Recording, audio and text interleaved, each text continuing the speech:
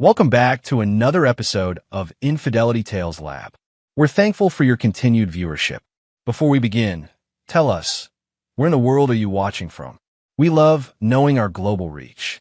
Now, let's dive into today's story. Chapter 1. The Foundation of Lies. Robert "Rob" Griffin had always prided himself on being a man who built things to last. At 42, he owned Griffin Security Solutions, a thriving private security firm that protected high-profile clients throughout Chicago. His steel-gray eyes and imposing 6'3" frame commanded respect in boardrooms and back alleys alike. Rob had learned early in life that trust was a luxury he couldn't afford, except when it came to his family. The Victorian house in Lincoln Park stood as a testament to his success. Rob had purchased it 12 years ago, shortly after marrying Amanda, his college sweetheart. She was everything he thought he wanted, blonde, petite, with an infectious laugh that had first caught his attention during a Northwestern University football game. Amanda came from old money. The Whitmore family had connections stretching back to Chicago's founding fathers. Their children were Rob's pride and joy. 15-year-old Emma was brilliant, already taking advanced placement courses and showing interest in forensic science. 12-year-old Tyler was the athlete, excelling in baseball and inheriting what Rob assumed was his own competitive drive. 8-year-old Sophie was the baby, artistic and sensitive, always drawing pictures of their perfect family. What Rob didn't know was that Amanda had been systematically betraying him for over 8 years. It started innocently enough. Amanda had reconnected with Kyle Morrison, her high school boyfriend, through social media when Sophie was just 6 months old. Kyle was everything Rob wasn't, smooth-talking, effortlessly charming, and unemployed more often than not. He worked sporadically as a personal trainer and bartender, living off his trust fund and various women who found his perpetual bad boy act irresistible. Amanda told herself it was just friendship at first. Coffee meetings turned into lunch dates, which evolved into afternoon encounters at Kyle's downtown loft. By the time Sophie turned 2, Amanda was deeply entangled in an affair that would eventually consume her marriage entirely. Kyle had a particular talent for manipulation. He understood Amanda's frustrations with Rob's long work hours and demanding personality. While Rob built his business empire, Kyle whispered sweet lies about how Amanda deserved better, how she was too special to be trapped in a suburban life with a man who valued security over spontaneity. The affair wasn't just emotional, it was vindictive.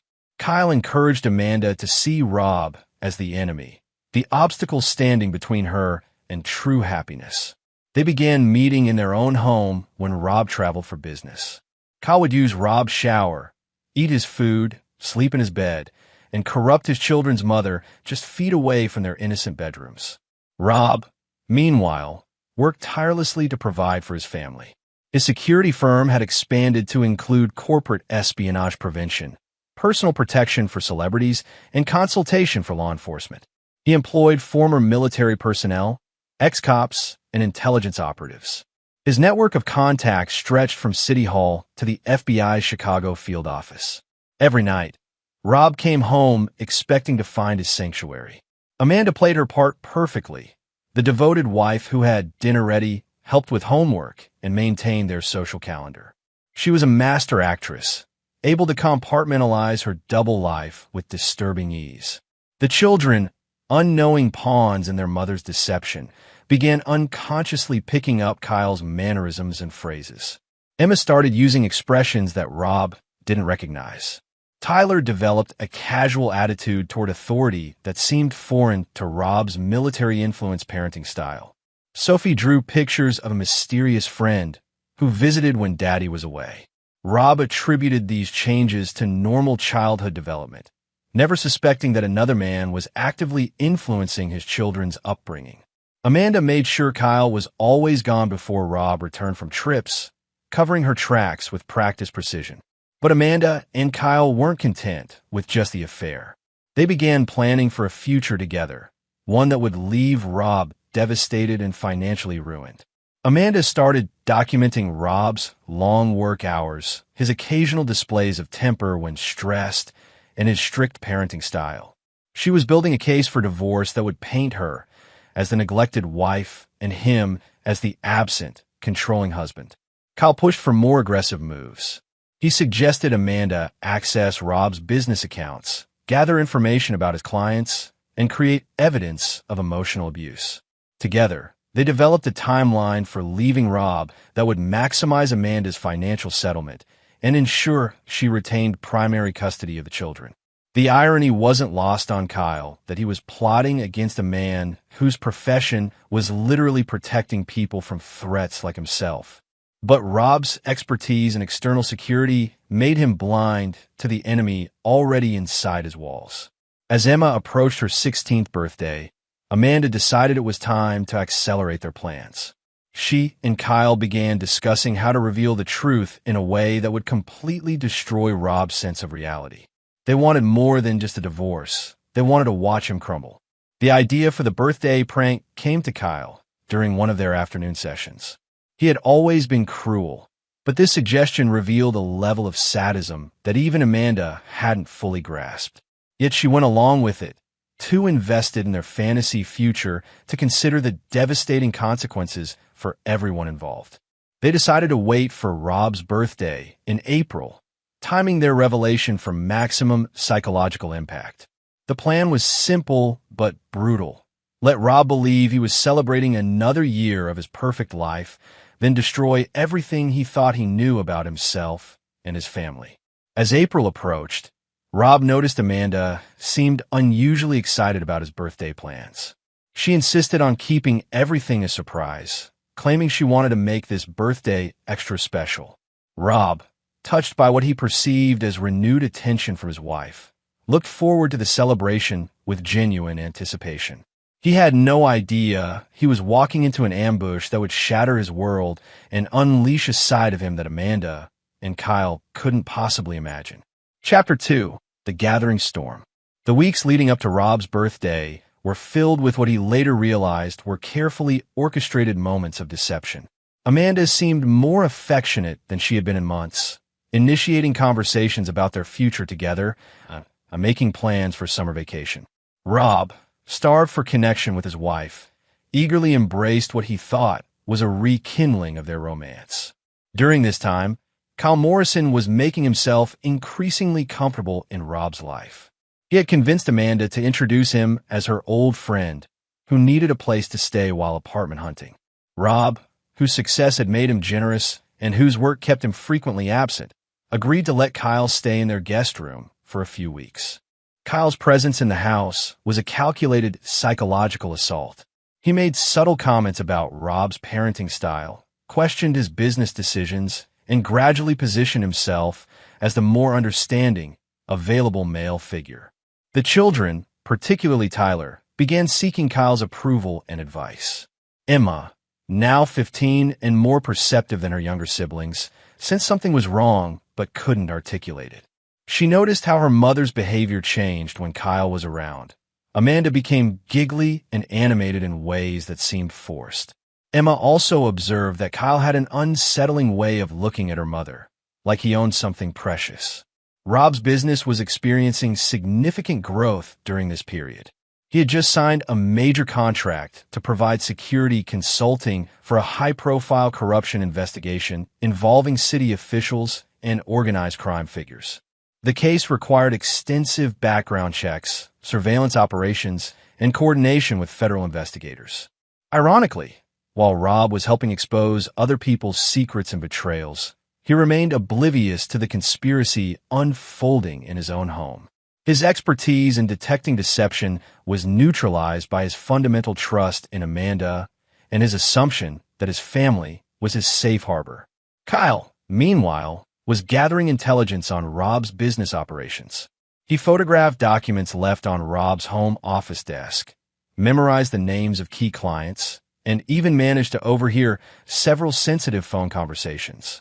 Kyle's plan extended beyond just stealing Rob's wife. He intended to use inside information to damage Rob's professional reputation as well. Amanda provided Kyle with access to Rob's personal files, including tax returns, bank statements, and legal documents. They discovered that Rob's wealth was even more substantial than Amanda had realized. Griffin Security Solutions was valued at over $8 million, and Rob's real estate investments and retirement accounts pushed his net worth well into seven figures. This revelation made Kyle even more motivated to pursue their plan.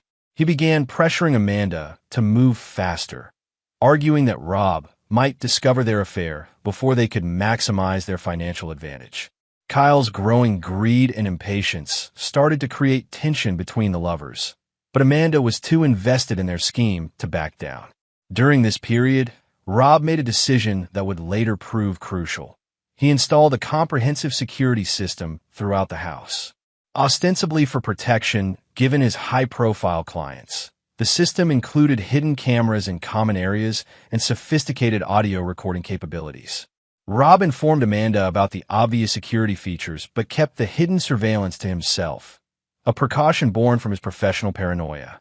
The cameras captured everything: Amanda and Kyle's intimate conversations, their detailed planning sessions, and their mockery of Rob's trusting nature. Kyle's true character was revealed in these recordings as he described increasingly elaborate ways to humiliate and destroy Rob. Amanda, rather than being horrified by Kyle's cruelty, seemed energized by it. Rob's assistant, Patricia Holmes, a sharp-eyed former detective who had worked with Rob for 6 years, began noticing changes in her boss. Rob seemed distracted, asking her to take on more responsibilities while he focused on what he called personal matters. Patricia, whose investigative instincts remained sharp, suspected something was wrong but respected Rob's privacy. Meanwhile, the children were experiencing their own confusion and distress. Emma found herself caught between loyalty to her father and her growing awareness that something fundamental was wrong with their family dynamic. Tyler, influenced by Kyle's casual attitude toward rules and responsibility, began acting out at school and challenging Rob's authority at home. Sophie, the most sensitive of the three, started having nightmares and became clingy with Rob whenever he was home. She couldn't understand why the house felt different when the friend was there, but she instinctively sought comfort from her father during this period of instability. Rob attributed the children's behavioral changes to typical teenage and childhood phases. His demanding work schedule prevented him from spending enough time at home to recognize the deeper patterns of disruption that Kyle's presence was creating. As April approached, Amanda and Kyle finalized their plans for the birthday revelation. They decided to involve the children directly, using them as weapons in their psychological assault. Amanda convinced Emma to help with this special surprise, framing the birthday prank as a harmless joke that would make Daddy laugh. Kyle suggested they record Rob's reaction to the DNA test revelation, planning to use the footage to humiliate him further during divorce proceedings. Amanda agreed, excited by the prospect of having visual proof of Rob's emotional destruction. The final piece of their plan involved timing the revelation for maximum legal and financial advantage. Amanda had already consulted with a divorce attorney, using a false name and paying in cash. She learned exactly how to position herself as the wrong party and how to ensure she received the largest possible settlement. What neither Amanda nor Kyle realized was that Rob had spent decades preparing for betrayal, not from his family, but from business associates, clients, and adversaries. His security protocols, trust verification methods, and contingency planning were second nature. While they plotted against him, Rob was unconsciously employing the same instincts that had made him successful in his professional life. 3 days before his birthday, Rob discovered evidence of financial irregularities in one of his business accounts, small withdrawals that appeared to be unauthorized. His immediate suspicion fell on a recently fired employee, and he began a discreet investigation. This investigation would lead him to review his home security footage, setting the stage for a discovery that would change everything. The birthday trap was set, but Rob Griffin was about to prove that the most dangerous man to cross is one who builds his life on the assumption that everyone is a potential threat. Everyone except the family he trusts completely. Chapter 3. The Revelation. April 15th dawned with Amanda barely containing her nervous excitement. She had spent the morning preparing Rob's special birthday breakfast while Kyle remained strategically absent from the house. The children were in on what they believed was an elaborate surprise that would make their father happy. Emma had been reluctant to participate, but Amanda convinced her it was just a harmless prank. Rob arrived home from his morning workout to find his family gathered in the kitchen, grinning with barely suppressed excitement. The scene looked perfect. His beautiful wife, his 3 children, and an elaborate birthday spread complete with his favorite coffee and homemade pancakes. "Happy birthday, Dad," Sophie squealed, throwing her arms around his waist. Tyler and Emma added their congratulations, and Amanda kissed him with what seemed like genuine affection. The morning proceeded normally as Rob opened presents from the children, a new watch from Emma, a baseball signed by his favorite player from Tyler, and a hand-drawn portrait of the family from Sophie. Amanda saved her gift for last, presenting him with a coffee mug wrapped in elegant paper. "This one's special," Amanda said, her eyes bright with anticipation. The kids helped pick it out. Rob unwrapped the mug to reveal "World's Best Dad," printed in bold letters. He smiled, genuinely touched by the sentiment, and pulled Amanda into a warm embrace. "Thank you, sweetheart. This is perfect." "Read the bottom," Emma said quietly, her voice carrying a strange note that Rob would later recognize as reluctant participation. Rob turned the mug over to find tiny letters printed on the base. "April Fools, you're not our dad." For a moment, Rob stared at the words, his brain refusing to process their meaning. He looked up at his family, expecting to see sheepish grins and hear them shout, "Just kidding." Instead, he found Amanda's face transformed by an expression he had never seen before, cold, calculating, and oddly triumphant. "I don't understand," Rob said slowly, still holding the mug. Amanda reached into a manila envelope she had kept beside her chair and withdrew 3 DNA test results. Her hands trembled slightly, but her voice was steady. "All 3 kids belong to my ex-boyfriend," she announced, the words hanging in the air like poison gas. The silence that followed was broken only by Sophie's confused whimper. Tyler looked between his parents with growing alarm, while Emma stared at the floor, clearly regretting her participation in what she now understood was not a harmless prank. Rob's mind, trained by years of crisis management and threat assessment, went completely blank for several seconds. Then, with mechanical precision, he set down the mug and extended his hand for the DNA results. The documents were professionally prepared, comparing his DNA profile with each child's. The results were unambiguous. Probability of paternity, 0%. Rob Griffin was not the biological father of Emma, Tyler, or Sophie. "How long?" Rob asked, his voice unnaturally calm. "Emma was 6 months old when Kyle and I reconnected," Amanda said, her earlier nervousness replaced by what appeared to be relief. "Tyler and Sophie, they've always been his." Rob looked at his children, or rather, the children he had raised, loved, and considered his own for 15 years. Emma was crying silently. Tyler looked like he might be sick. Sophie clung to her mother's leg, sensing that something terrible was happening but not understanding what. "Where is he?" Rob asked. "Kyle? He's—" Amanda paused, realizing she was about to reveal more than she intended. "Here," came a voice from the kitchen doorway. Kyle Morrison stepped into view, leaning casually against the doorframe with a smug expression that Rob would remember for the rest of his life. "Surprise, Rob."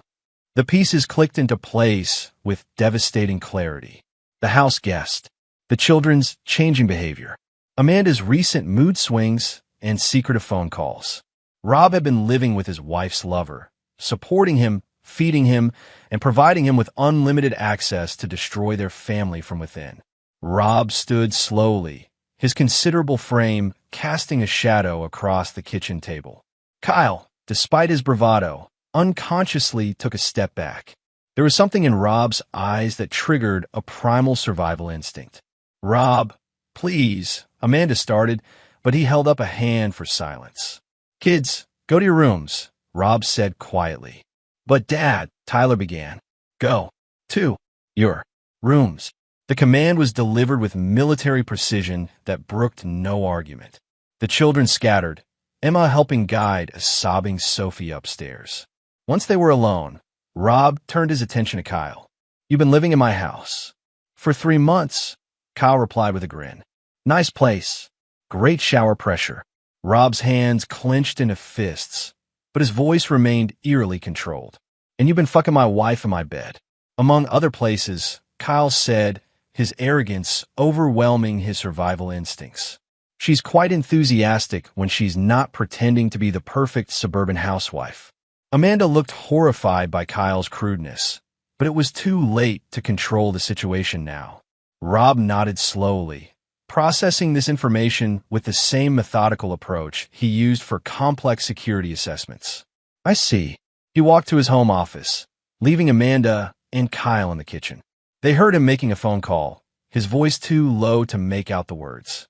When he returned 5 minutes later, he was carrying a briefcase. Amanda, you're going to receive an email within the hour, Rob said. I suggest you read it carefully. What kind of email? She asked, her newfound confidence beginning to waver. Divorce papers, custody petitions, fraud charges. The usual documentation when someone discovers they've been systematically robbed and betrayed for 8 years. Kyle laughed. Good luck proving fraud, old man. Amanda's been the perfect wife and mother. Any court will see that. Rob turned to Kyle with the kind of smile that had made hardened criminals nervous during his law enforcement consulting work. Kyle Morrison, born August 12, 1981.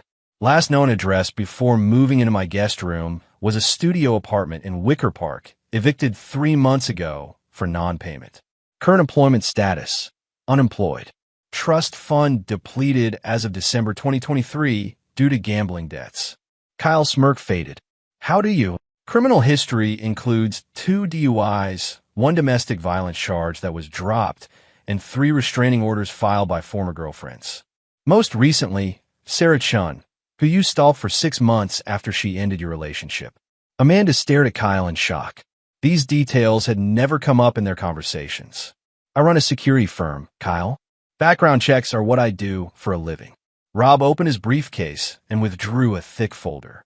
This is everything about you going back to high school. Your relationship patterns, your financial irresponsibility, your propensity for violence when you don't get your way. Rob turned to Amanda. And this folder contains documentation of every lie you've told me over the past 8 years. Every fake girls' night out. Every fabricated work obligation. Every time you used our children as alibis while you were betraying our family. Amanda's face had gone pale. You've been spying on us? I've been protecting my assets, Rob corrected. Something I should have done more thoroughly years ago.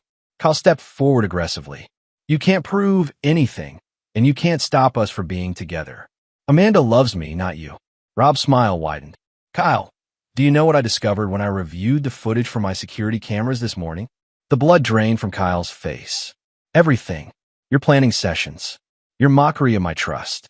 Your detailed discussions about how to destroy me financially and emotionally. Your suggestions about using my children as weapons. Rob paused. And your confession to several felonies, including identity theft and credit card fraud.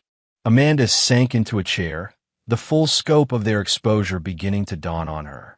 But here's my favorite part, Rob continued, his voice gaining an edge that made Kyle unconsciously step back again. Your detailed plan to humiliate me with this birthday surprise, including your intention to record my reaction and use it against me in court. Rob reached into his briefcase and withdrew a tablet, showing them a freeze frame of themselves from the previous evening, clearly identifiable as they discussed their final preparations. Guess what, Kyle? I've been recording too. The kitchen fell silent except for the sound of Sophie crying upstairs. Rob closed his briefcase and headed for the door. Where are you going? Amanda called after him. Rob paused in the doorway. To destroy you both. Completely and permanently. The front door closed behind him with a finality that made Amanda realize she had just awakened something in her husband that she never knew existed, and that Kyle had seriously underestimated the man whose life they had chosen to demolish. Within 30 minutes, Amanda's phone buzzed with an email notification. The message was from Rob's attorney and contained legal documents that would begin the systematic dismantling of everything she thought she had gained through her betrayal. But that was just the beginning. Chapter 4. The Architect of Ruin. Rob drove to his office in downtown Chicago with the methodical calm of a man who had just shifted from victim to predator. The emotional devastation of the morning's revelation was contained in a locked compartment of his mind, set aside while he focused on what he did best: systematic problem-solving and strategic retaliation. Griffin Security Solutions occupied 3 floors of a converted warehouse in the River North District. Rob's employees were accustomed to handling sensitive situations, but what their boss was about to unleash would test the limits of their professional discretion. Patricia Holmes was waiting in Rob's office when he arrived, her weathered face showing concern. As his right hand and former Chicago PD detective, Patricia had an intuitive understanding of when situations were about to become complicated. "The background check on Kyle Morrison is on your desk," she said without preamble, "along with some additional information you didn't request, but probably need to know." Rob settled behind his mahogany desk and opened the comprehensive file Patricia had compiled. Kyle's history was worse than even Rob had suspected. Beyond the criminal record and financial irresponsibility, Patricia had uncovered a pattern of predatory behavior toward wealthy women, psychological manipulation, and what appeared to be a systematic approach to infiltrating and destroying stable relationships. "He's done this before," Patricia observed, "3 times in the past 10 years. Always targets married women with significant assets. The relationships follow an identical pattern: emotional manipulation, affair, encouragement of divorce, and then disappearance once the financial settlements are finalized." Rob absorbed this information without visible emotion. What happened to the previous targets? 2 divorces resulted in substantial settlements that Kyle helped spin into bankruptcy. The third woman, Jennifer Walsh, committed suicide 6 months after Kyle disappeared with her money. The temperature in the office seemed to drop 10 degrees. Patricia had worked with Rob long enough to recognize the look that crossed his face, the same expression he wore when dealing with threats to his high-profile clients. "Give me everything on Jennifer Walsh. Medical records, police reports, witness statements." "And Patricia?" Rob looked up from the file. "This is now a Priority 1 investigation. Full resources." "What's the assignment?" Patricia asked, though she suspected she already knew. "Total destruction. Legal, financial, social, and psychological. I want Kyle Morrison and my wife to understand what happens when someone mistakes my kindness for weakness." Patricia nodded grimly. She had been waiting for someone to make this mistake. "What about the kids?" For the first time that day, Rob's composure cracked slightly. "They're victims in this, but they're also not mine, and Amanda's going to learn that actions have consequences that extend beyond just her own life." Rob spent the next 4 hours with his senior team, laying out a comprehensive strategy that would utilize every aspect of his firm's capabilities. His employees included former FBI agents, retired military intelligence officers, ex-prosecutors, and specialists in financial forensics. What they were about to undertake went far beyond standard divorce proceedings. The first phase involved legal maneuvering. Rob's attorney, Martin Kellerman, had already filed emergency motions for asset protection, immediate separation, and full custody pending DNA verification. But Kellerman was also implementing more aggressive strategies designed to expose Amanda's adultery in the most damaging ways possible. "We're filing for divorce on grounds of adultery, fraud, and emotional cruelty," Kellerman explained during their afternoon meeting. "The DNA evidence, combined with your security footage, gives us an overwhelming case. Amanda will be lucky to receive minimal support, and Kyle can be charged with several felonies." "That's not enough," Rob replied. "I want them to wish they had never been born." The second phase involved financial warfare. Rob's forensic accountants discovered that Amanda had been slowly siphoning money from their joint accounts to fund her lifestyle with Kyle. More damaging, she had used Rob's business credit cards to pay for hotel rooms, expensive dinners, and gifts for her lover. But Rob's most devastating discovery came from his cybersecurity team. Kyle had been using Rob's home internet to access his own accounts, leaving a digital trail that revealed the full scope of his criminal activities. Kyle had been running credit card scams, identity theft operations, and online fraud schemes, all from Rob's house, potentially implicating Rob in federal crimes. He's been using your home as his base of operations for multiple felonies, explained Marcus Chun, Rob's head of cybersecurity. We have evidence of over $200,000 in fraudulent transactions, all traceable to IP addresses from your home network. Rob smiled for the first time that day. That gives us leverage. The third phase was psychological warfare, and this was where Rob's skills as a security consultant became truly dangerous. He understood how to identify vulnerabilities, exploit weaknesses, and create maximum psychological pressure. Kyle Morrison thought he was dealing with a cuckolded suburban husband. He had no idea he was now the target of a man who had spent 2 decades learning how to neutralize threats from every angle. Rob's investigation revealed that Kyle's mother, Dorothy Morrison, was a devout Catholic living in a retirement community in Florida. She believed her son was a successful business consultant and sent him monthly checks from her Social Security to help with his investments. Kyle had been lying to his elderly mother for years while stealing her limited income. Amanda's parents, the prestigious Whitmore family, had never fully approved of Rob's working-class background. They tolerated him because of his success, but they had always hoped Amanda would find someone more suitable. They had no idea their daughter was destroying her marriage for a criminal who was using their family name to run con games. Both Kyle and Amanda had vulnerabilities that could be exploited through their social circles, professional contacts, and family relationships. Rob began planning a systematic campaign to expose them in every sphere of their lives. As the day progressed, Rob received regular updates on Amanda and Kyle's activities. His surveillance team reported that they had spent the afternoon at Kyle's apartment, apparently celebrating their successful revelation. They were observed drinking champagne and making phone calls to what appeared to be divorce attorneys and real estate agents. They think they've won, Patricia observed as she delivered the latest surveillance report. Let them think that for a few more hours, Rob replied. Tomorrow, they're going to discover what losing actually feels like.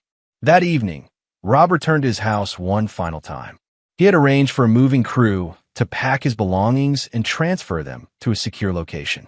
He would never again sleep under the same roof as the people who had betrayed him.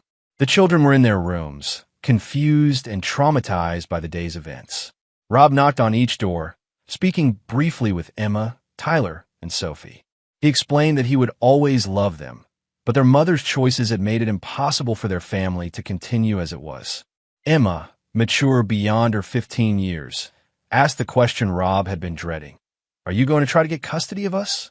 Rob looked at this girl he had raised from birth, seen through every milestone and challenge, and felt his heart break all over again. I don't know, sweetheart. Legally, I have no rights. But I want you to know that none of this is your fault, and I will always be here if you need me. Amanda tried to intercept him as he left with his packed belongings, but Rob walked past her without acknowledgement. Kyle was nowhere to be seen, apparently having enough self-preservation instinct to avoid a direct confrontation. As Rob loaded his car, he noticed several neighbors watching from their windows. The Whitmore Griffin family had been pillars of the community, and news of their implosion would spread quickly through their social circles. This was exactly what Rob wanted: maximum visibility for Amanda's disgrace. The next morning, Amanda would wake up to discover that her comfortable world had been systematically dismantled during the night.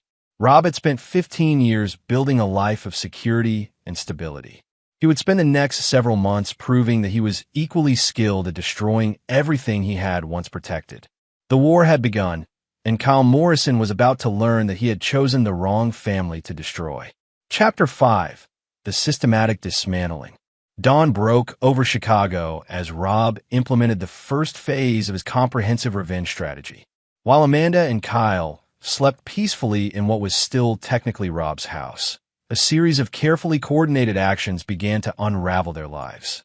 At 6 a.m., federal agents raided Kyle's previous apartment based on evidence Rob had provided about his cybercrime activities. Kyle's former roommate, unaware that his internet had been used for identity theft and credit card fraud, was arrested along with 2 other men who had been unknowingly involved in Kyle's schemes. Simultaneously, Rob's attorney filed emergency motions with the Cook County Circuit Court. Amanda woke to find sheriff's deputies at her door with court orders freezing all joint bank accounts, credit cards, and investment portfolios. She was also served with a temporary restraining order requiring Kyle to vacate the premises within 24 hours. "What the hell is happening?" Kyle demanded as he read the legal documents over Amanda's shoulder. "Rob is happening," Amanda replied, her voice shaking as the reality of her situation began to sink in. "He's not just divorcing me. He's trying to destroy us." Amanda's first call was to the divorce attorney she had consulted weeks earlier. The lawyer's response was devastating. "Mrs. Griffin, given the evidence your husband has presented, my firm cannot represent you. There are clear conflicts of interest, and frankly, your position is legally untenable." 3 other attorneys gave Amanda similar responses. Rob's legal team had been busy since dawn, sharing just enough information with major family law firms to create conflicts of interest that would prevent Amanda from obtaining quality representation. Meanwhile, Kyle discovered that his mother's monthly support checks had been frozen. Dorothy Morrison had received a detailed package from a concerned family friend containing evidence of Kyle's criminal activities, his lies about his career, and photographs of him with multiple women.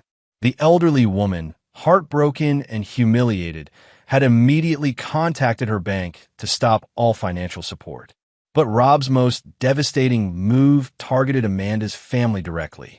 The Whitmore family had built their reputation over generations, maintaining an image of respectability that was essential to their social standing and business connections. Rob shattered that image with surgical precision. By 10 a.m., every member of Chicago's elite social circles had received an elegant package containing professionally printed photographs of Amanda and Kyle in compromising positions, along with a tastefully worded explanation of how Amanda had betrayed her family while using the Whitmore name to facilitate her deception. Amanda's father, Reginald Whitmore III, called her within an hour of receiving his package. "How could you do this to our family?" he demanded, his voice filled with more pain than anger. "The Whitmore name has been respected in this city for over a century. You've destroyed that in a single morning." "Daddy, I can explain." "There is no explanation that excuses this behavior, Amanda. You've humiliated your mother, disgraced our family, and betrayed a good man who loved you. Do not contact us again until you've found some way to repair the damage you've caused." The line went dead, severing Amanda's connection to the family wealth and social standing she had always taken for granted. Kyle fared even worse. Rob's investigation had revealed that Kyle was already on probation for his previous DUI conviction. The evidence of his cybercrime activities violated the terms of his probation, triggering an immediate arrest warrant. More damaging, Rob had shared Kyle's criminal history and current activities with Sarah Chun, Kyle's ex-girlfriend who had filed a restraining order against him. Sarah was now a prosecutor with the Cook County State's Attorney's Office, and she was very interested in finally building a case that would put Kyle behind bars. By noon, Kyle's photograph was circulating through Chicago's law enforcement network as a person of interest in multiple ongoing investigations. Every bar, gym, and social venue where Kyle had worked or spent time received visits from police officers asking questions about his activities and associates. Amanda tried to reach out to her friends for support, but discovered that Rob's morning package distribution had been thorough. Her closest friends were treating her like a social pariah, unwilling to risk their own reputations by associating with someone who had become the subject of scandalous gossip. The children, caught in the middle of this warfare, were experiencing their own trauma. Emma came home from school to find classmates whispering about her family's drama. Tyler was kicked off his baseball team when his coach decided the family situation was too much of a distraction. Sophie, too young to understand the complexity of the situation, kept asking when Daddy Rob was coming home. Amanda's attempts to explain were met with tears and confusion that broke what remained of Amanda's emotional stability. Kyle, meanwhile, was discovering that Rob's network of contacts extended far beyond what he had imagined. The bartending job Kyle had lined up for the weekend was suddenly unavailable when the bar owner received a visit from a security consultant who shared concerns about Kyle's background. The personal trainer certification Kyle used to find work was suspended pending an investigation into complaints about his conduct with female clients. These complaints, filed by women Rob's team, had located and encouraged to come forward, painted a picture of systematic predatory behavior. Most devastating of all, Kyle learned that Jennifer Walsh's suicide had left behind a detailed journal documenting his psychological abuse and financial manipulation. Her family had provided this journal to Rob's investigators, creating evidence that could support criminal charges beyond simple fraud. As the day progressed, Amanda and Kyle realized they were facing coordinated assault from multiple directions.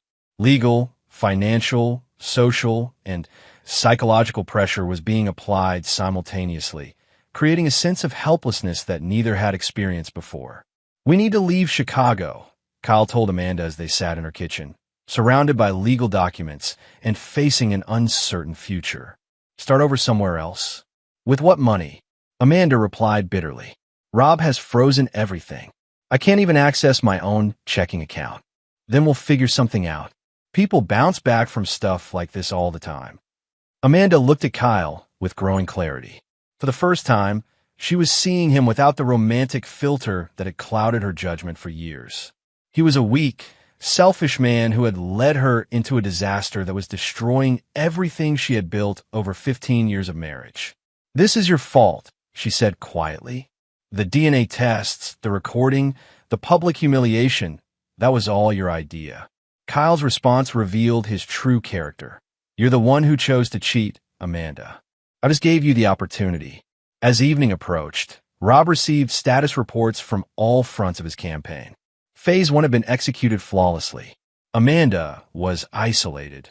Kyle was facing multiple legal troubles, and their relationship was beginning to fracture under pressure. But Rob was just getting started. Phase 2 would target their ability to rebuild their lives anywhere, ensuring that their betrayal would follow them wherever they try to run. Patricia knocked on Rob's office door as he reviewed the day's accomplishments. "Kyle Morrison just contacted a bail bondsman. Looks like he's expecting to be arrested soon." Rob smiled grimly. "He's smarter than I thought, but not smart enough." Phase 2 would begin tomorrow, and by the end of the week, Amanda and Kyle would understand that crossing Rob Griffin had been the worst decision of their lives. Chapter 6: The Tightening Noose. 3 days after the birthday revelation, Amanda sat in a cramped studio apartment in Uptown, the only place she could afford with her frozen assets and destroyed reputation. Kyle had been arrested the previous evening on federal cybercrime charges, and Amanda was finally grasping the full scope of Rob's methodical destruction of their lives. The arrest had been particularly humiliating. Federal agents had waited until Kyle was leaving his favorite bar, where he had been loudly complaining to anyone who would listen about Rob's vindictive behavior. The arrest was conducted in full view of Kyle's social circle, ensuring maximum publicity for his downfall. Amanda's temporary attorney, a recent law school graduate who was the only lawyer willing to take her case, delivered devastating news during their morning meeting. "Mrs. Griffin, your husband's evidence is overwhelming," the young lawyer explained. "The DNA tests, the surveillance footage, the financial records, there's no defense strategy that could minimize your liability. Your best option is to accept whatever settlement offer he makes." "What kind of settlement?" Amanda asked, though she dreaded the answer. "Given the circumstances, you might receive minimal spousal support for a limited time period. The house, the savings, the investment accounts, all of that will likely go to your husband. And regarding custody of the children," Amanda's blood ran cold. "What about custody?" "Legally, Mr. Griffin has no parental rights since he's not the biological father. However, he's filed motions claiming that your adultery and deception constitute child endangerment. If successful, this could impact your custody arrangement with the biological father." The irony was devastating. Amanda had spent years planning to take Rob's money and children, only to discover that her betrayal had eliminated both possibilities. Meanwhile, Kyle was learning about Rob's reach from his jail cell. His cellmate, a career criminal named Marcus Williams, had an interesting story to share. "You picked the wrong guy to screw with," Marcus told Kyle during their first night together. "Word on the street, is that Griffin has connections with everyone from the FBI to the Chicago outfit. My cousin works security at the federal building, and he says your case has been fast-tracked. Kyle scoffed. He's just a private security guy. How much pull could he really have? Marcus laughed. You really don't know who you're dealing with, do you?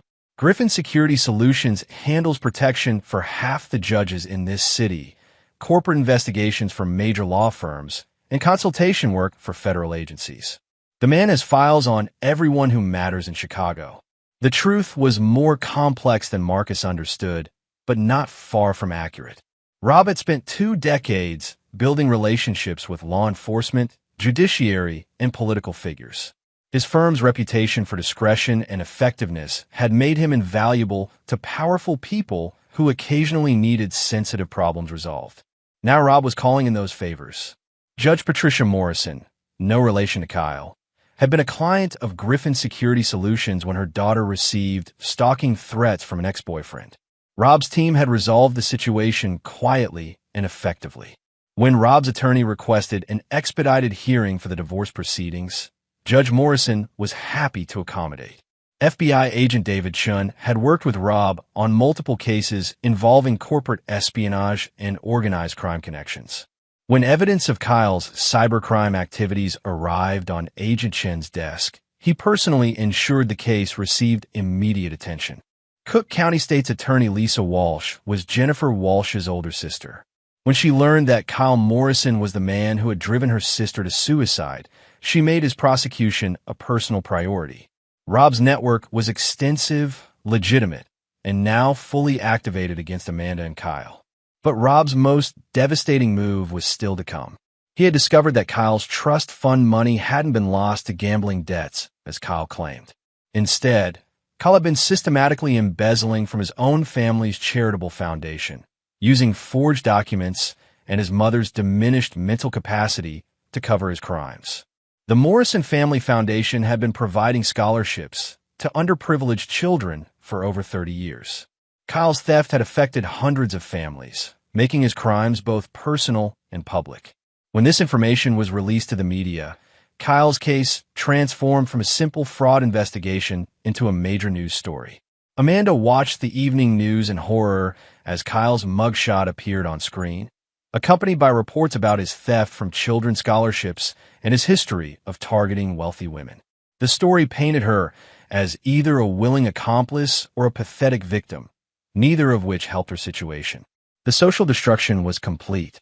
Amanda's former friends actively avoided her, crossing streets to prevent accidental encounters. Her children were experiencing constant harassment at school, with classmates asking invasive questions about their real father and their mother's affair. Emma, showing maturity beyond her years, confronted Amanda directly. "Mom, you need to fix this," the 15-year-old said. "Tyler is getting into fights every day, Sophie cries herself to sleep, and everyone at school treats us like we're criminals. I'm trying, sweetheart, but..." "No, you're not trying. You're sitting here feeling sorry for yourself while our lives fall apart." Rob, Dad, whatever I'm supposed to call him now, he raised us for 15 years. He was there for every game, every school play, every time we were sick. And you destroyed that for what? For Kyle. Emma's words cut deeper than any legal document or financial penalty. Amanda was confronting the reality that her choices had devastated not just her marriage, but her children's entire sense of identity and security. Kyle, meanwhile, was discovering that jail was just the beginning of his problems. Word of his crimes had spread through the facility, and inmates had little tolerance for men who stole from children and elderly women.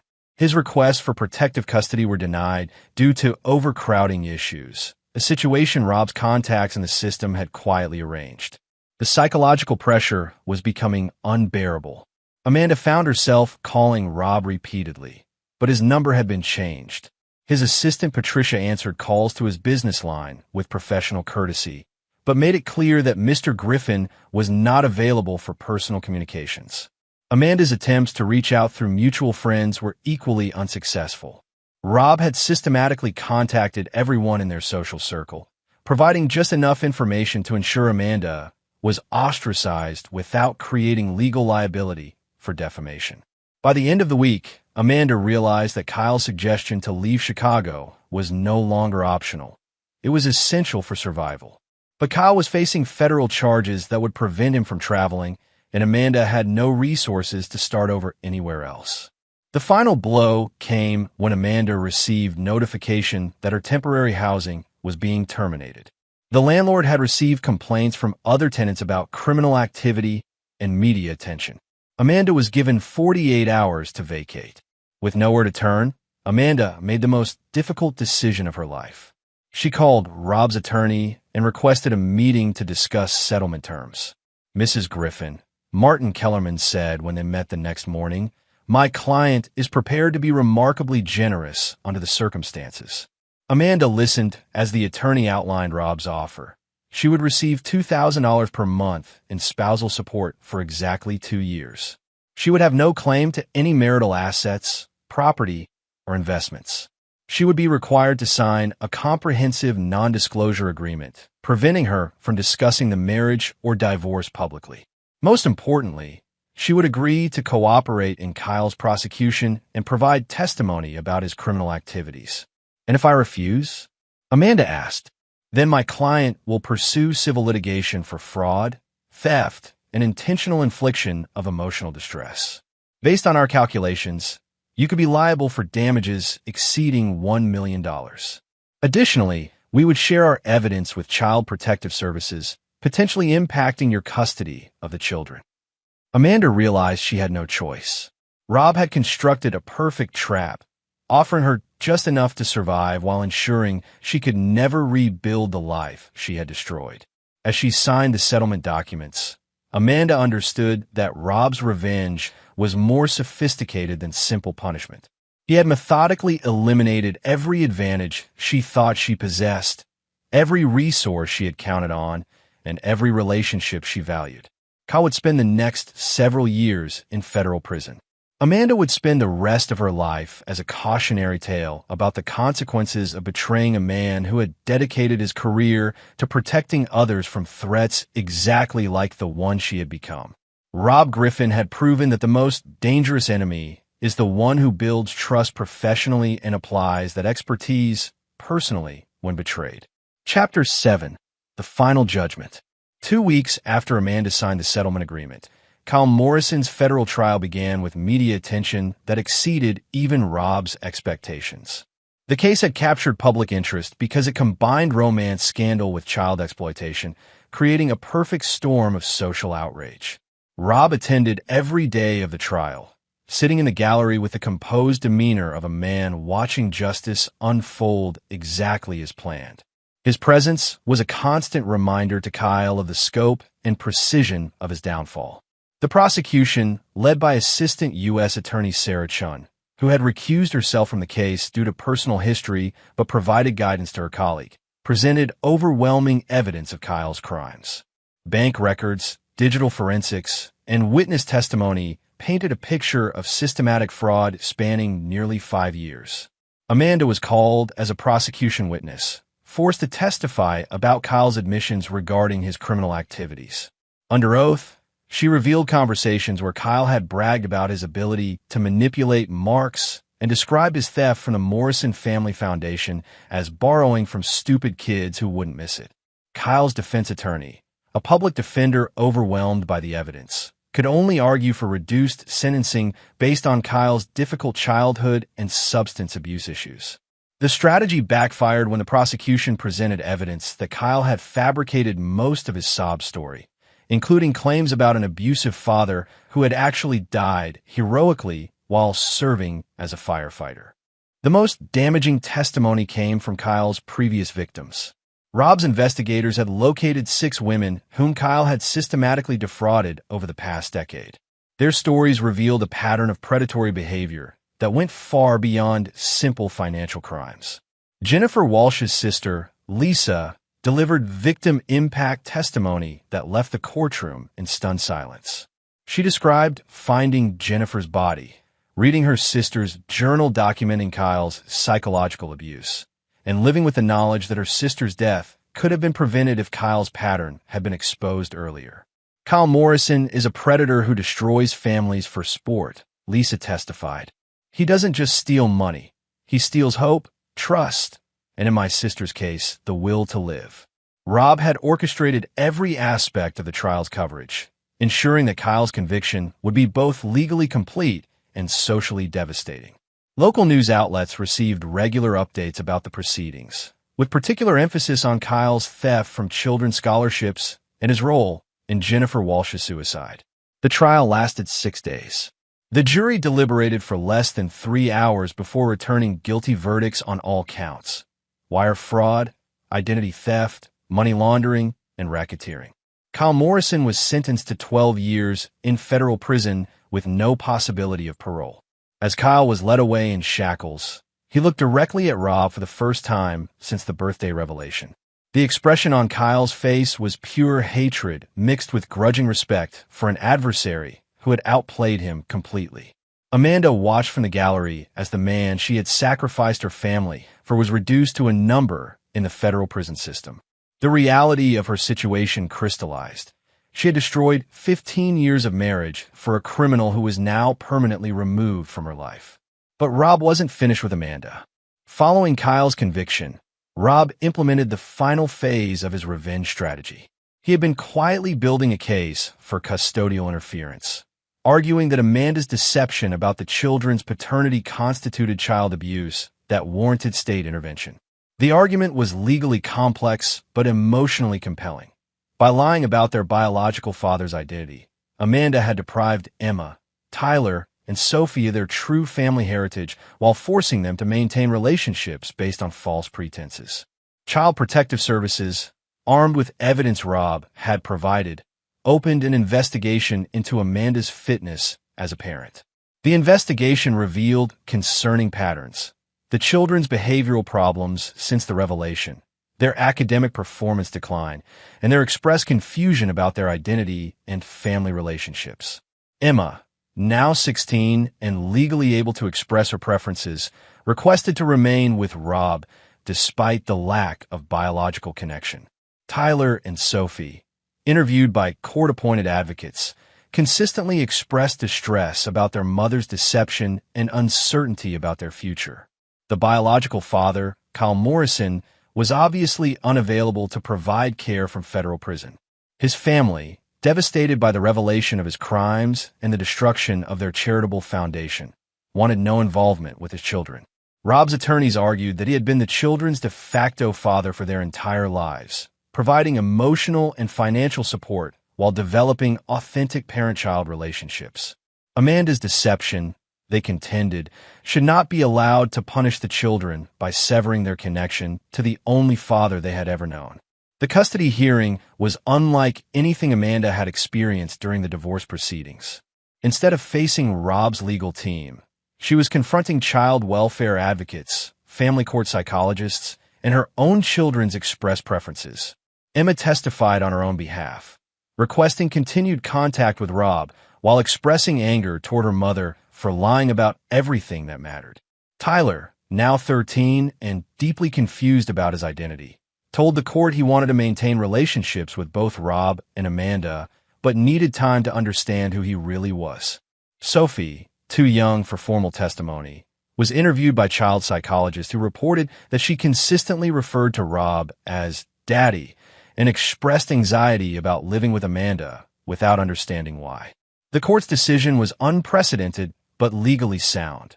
While Rob had no biological claim to the children, his role as their primary father figure for 15 years created a compelling interest in maintaining those relationships. Amanda would retain legal custody, but Rob was granted extensive visitation rights and shared decision-making authority for major life decisions. More damaging to Amanda, the court ordered comprehensive family therapy and parenting classes, with the understanding that future custody arrangements would depend on Amanda's ability to address the psychological harm her deception had caused. Rob had achieved something remarkable. Despite having no biological relationship to the children, he had secured legal recognition as their father while ensuring Amanda would spend years proving her fitness as a parent. The final insult came when Amanda realized the financial implications of the custody arrangement. Rob's settlement offer had been calculated to provide minimal support, while the court order required him to continue contributing to the children's expenses he could control through his decision-making authority. Amanda was receiving $2,000 per month, while Rob maintained financial influence over the children's lives, creating a permanent reminder of her dependence on his generosity. 6 months after the birthday revelation, Amanda found herself living in a modest apartment in a distant suburb, working as a receptionist for a small business, and seeing her children according to a schedule determined by court order and Rob's availability. Kyle Morrison was serving his federal sentence while facing additional state charges related to the Morrison Family Foundation theft. His earliest possible release date was more than a decade away. Rob had returned to his successful business, purchased a new home in a prestigious neighborhood, and maintained active relationships with the children he had raised. His reputation, far from being damaged by the scandal, was enhanced by his measured response to betrayal and his commitment to the children's welfare.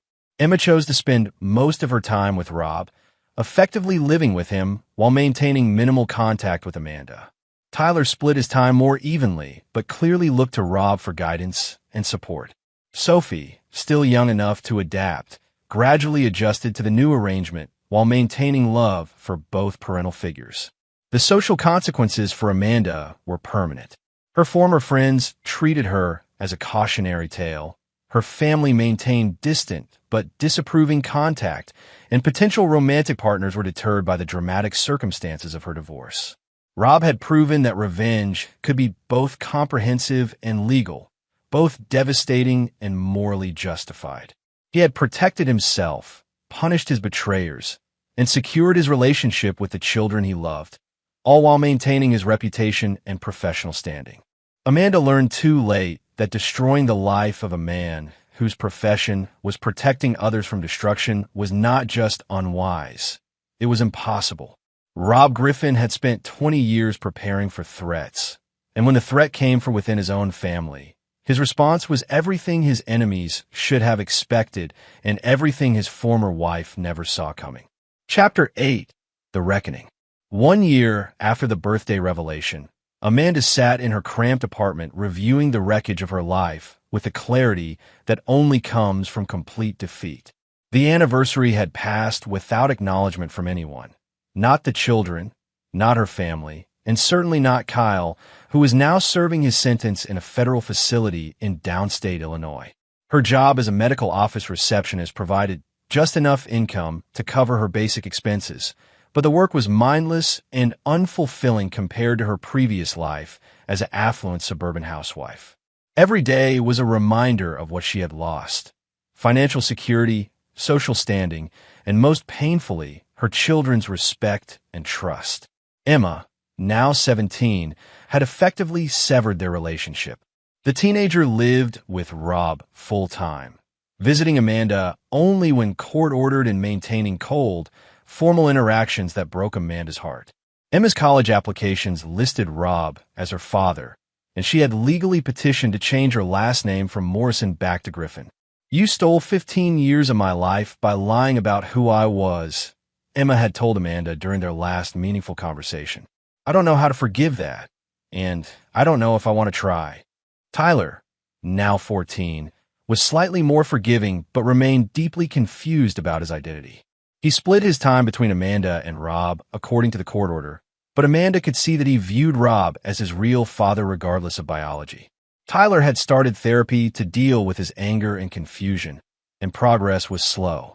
Sophie, now 9, had adapted with the resilience of childhood, but still asked uncomfortable questions that Amanda struggled to answer. "Why did you lie about Daddy Rob?" was a frequent refrain that never got easier to hear. Rob, meanwhile, had thrived in the aftermath of the scandal. His business had expanded significantly, partly due to the publicity surrounding his methodical handling of personal betrayal. Corporate clients appreciated working with a man who had demonstrated both discretion and effectiveness under extreme pressure. He had also begun dating Dr. Helen Rodriguez, a pediatric psychologist who specialized in family trauma. Helen had been recommended by the court to help the children adjust to their new reality, and her professional relationship with Rob had gradually evolved into something personal. Amanda learned about Rob's new relationship through social media posts shared by mutual friends who seemed determined to keep her informed of his happiness. The photos showed Rob and Helen at charity galas, Cubs games, and family dinners with the children, a new family unit that had formed around the ashes of Amanda's old life. The most painful images were those showing the children's obvious comfort with Helen. Emma hugged her in photos, Tyler sought her advice about school projects, and Sophie had started drawing pictures that included Dr. Helen as a permanent family member. Kyle's situation had deteriorated beyond Amanda's worst expectations.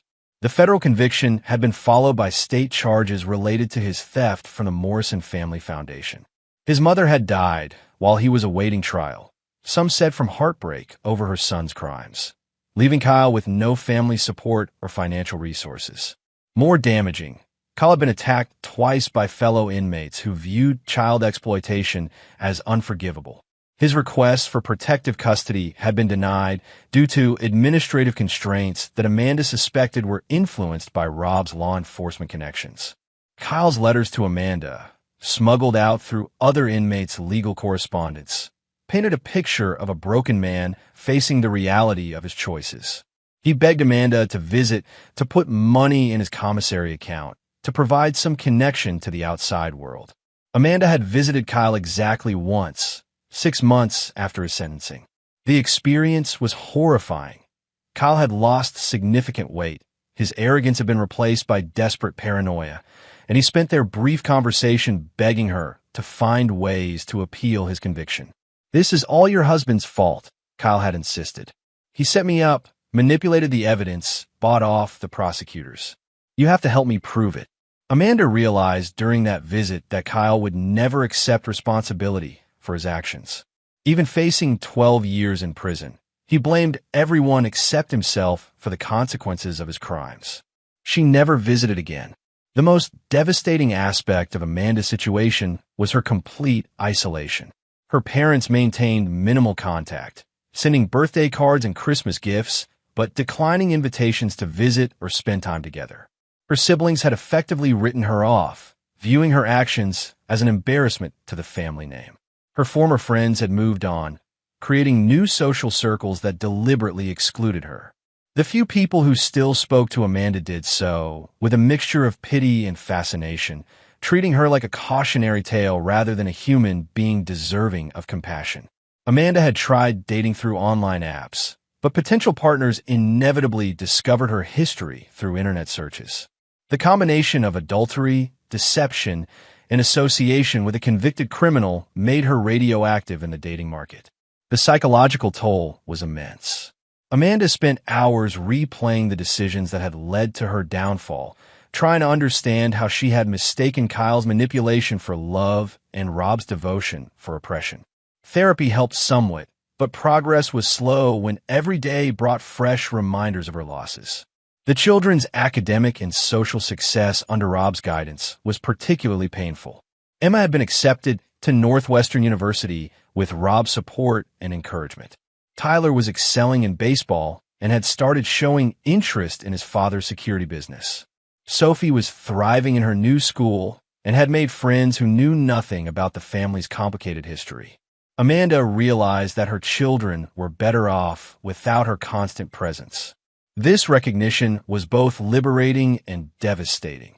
She had sacrificed everything for an affair that had ultimately proven worthless, while the family she had abandoned was flourishing in her absence. The legal system continued to favor Rob's position. When Amanda requested modifications to the visitation schedule or custody arrangement, the courts consistently ruled in favor of maintaining stability for the children. Rob's documentation of every interaction, every missed visit, and every instance of the children's expressed preferences created an unassailable record. Amanda's attorney, her third since the divorce, had been blunt about her prospects. "Mrs. Morrison, you have no leverage in this situation. Mr. Griffin holds all the cards legally, financially, and emotionally.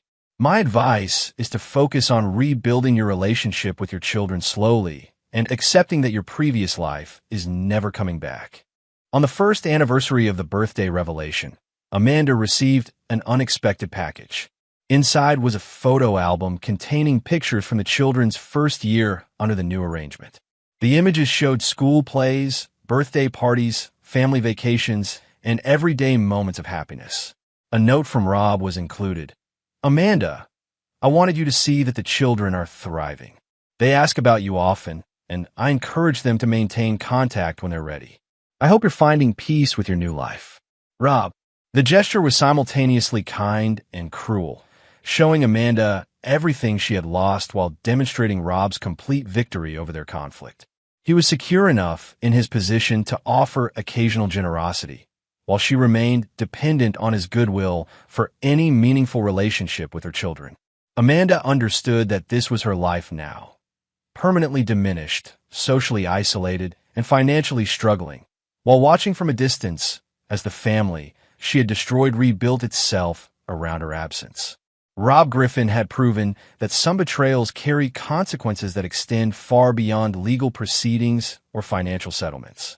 He had created a situation where Amanda would spend the rest of her life paying for her choices, while he and the children moved forward into a future that no longer included her in any meaningful way. The perfect betrayal had met the perfect revenge, and Amanda was learning that some victories are so complete they eliminate any possibility of redemption or recovery. Chapter 9. The New Dynasty. 5 years after the birthday revelation, Rob stood in his new home office overlooking Lake Michigan, reviewing quarterly reports for Griffin Security Solutions. The company had grown exponentially, now employing over 200 people and maintaining offices in 6 major cities. His reputation for handling sensitive situations with ruthless efficiency had made him the go-to consultant for high-profile individuals facing complex security threats. The wall behind his desk displayed framed photographs that told the story of his reconstructed life. Emma graduating as valedictorian from Northwestern, Tyler accepting a baseball scholarship to the University of Illinois, Sophie performing in her school's theater production. Interspersed among these were images of family vacations, holiday celebrations, and quiet moments that captured the genuine happiness Rob had built from the ashes of his former marriage. At 47, Rob had aged well. The stress lines from the betrayal years had been replaced by the confident bearing of a man who had faced his worst nightmare and emerged stronger. His relationship with Helen had evolved into a partnership that combined professional respect with genuine affection. They had married 18 months earlier in a ceremony attended by the children, selected friends, and colleagues who had supported Rob through his darkest period. Helen, now 39, had brought her own strength to their relationship. As a pediatric psychologist, she understood the complexities of blended families and had helped the children navigate their conflicted feelings about their unconventional situation. Her presence had provided stability and emotional intelligence that complemented Rob's protective instincts. The children had adapted remarkably well to their new reality. Emma, now 22, worked as a forensic analyst for the FBI's Chicago field office, a career choice clearly influenced by her adoptive father's work. She maintained minimal contact with Amanda, sending obligatory birthday and Christmas cards, but declining invitations for extended visits. Tyler, 18 and about to start college, had legally changed his name to Tyler Griffin and asked Rob to adopt him formally. The process had been complicated by Amanda's initial objections, but Tyler's passionate testimony about Rob being his real father in every way that matters had swayed the court. Tyler planned to study criminal justice and eventually join Griffin Security Solutions. Sophie, now 13, was the most emotionally complex of the 3 children. She maintained regular contact with Amanda, but clearly viewed Rob and Helen as her primary family unit. Sophie's adjustment had been carefully managed through therapy and consistent support, allowing her to maintain relationships with both sides of her fractured family. Amanda's life had stabilized at a level far below her previous circumstances, but adequate for basic survival. She worked as an office manager for a small nonprofit organization, lived in a modest apartment, and had developed a small circle of friends who knew nothing about her past. Her contact with the children had settled into a predictable pattern. Occasional phone calls, supervised visits during school breaks, and formal events like graduations where her presence was tolerated but not celebrated. Kyle Morrison had served 3 years of his federal sentence when he was found dead in his cell, the victim of what prison officials described as suicide, but other inmates claimed was murder. Kyle's death had briefly reopened media attention on the case, but public interest quickly faded. Amanda attended his funeral alone, joined only by Kyle's elderly aunt who remained unaware of the full scope of his crimes.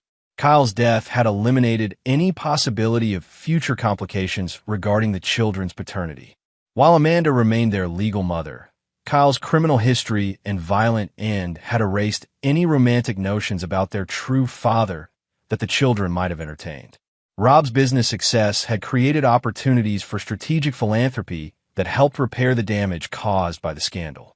Griffin Security Solutions established a scholarship fund for children of single mothers, partnered with domestic violence prevention organizations, and provided pro bono security services for at-risk families.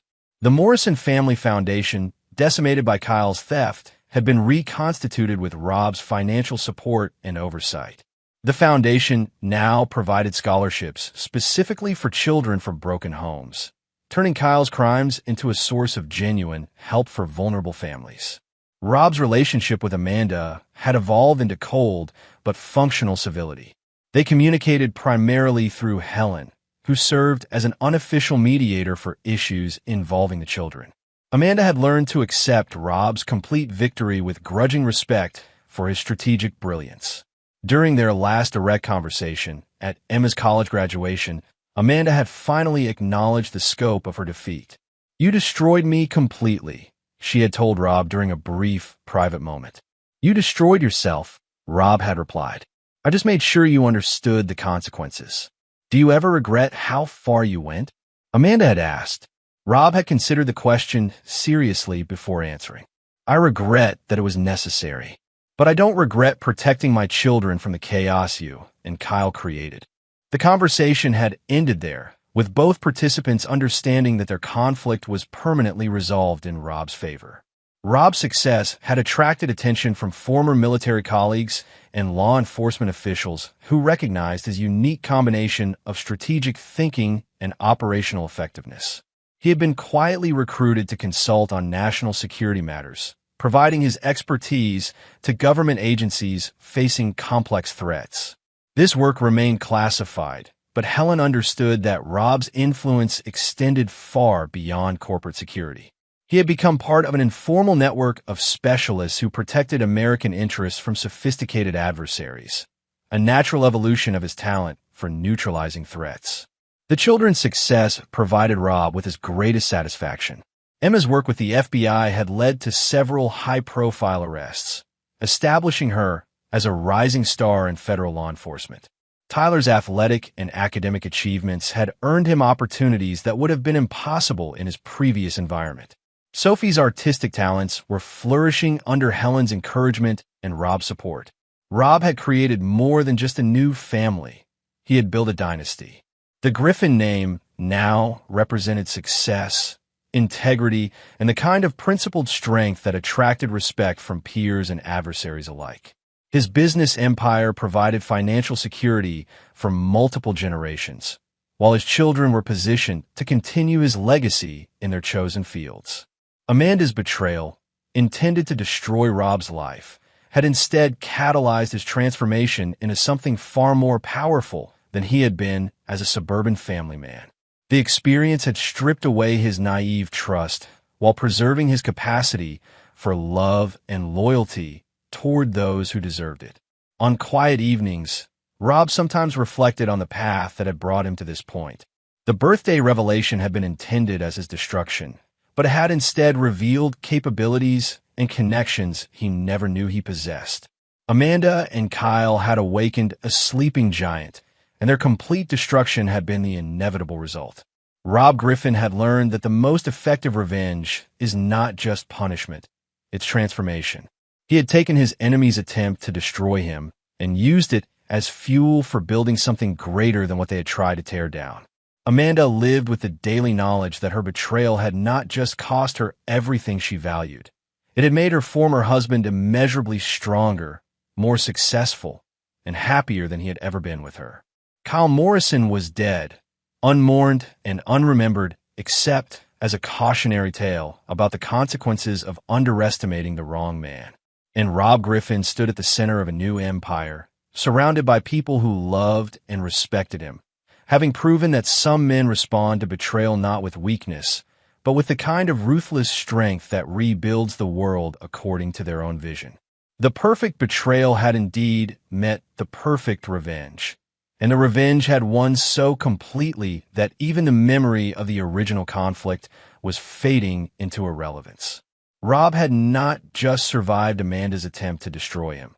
He had used her betrayal as the foundation for creating something infinitely better than what she had tried to take away. In the end, Amanda and Kyle had given Rob the greatest gift possible. They had shown him exactly how strong he could become when everything he thought he could trust was stripped away.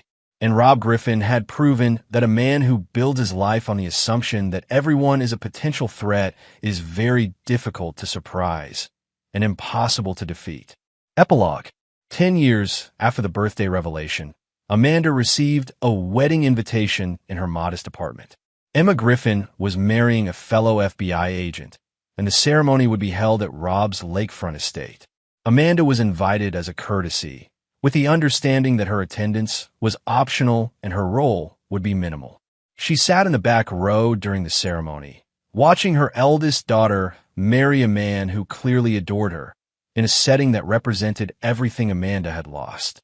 Rob walked Emma down the aisle, his pride evident as he fulfilled the role that biology said belonged to someone else, but circumstances had awarded to him.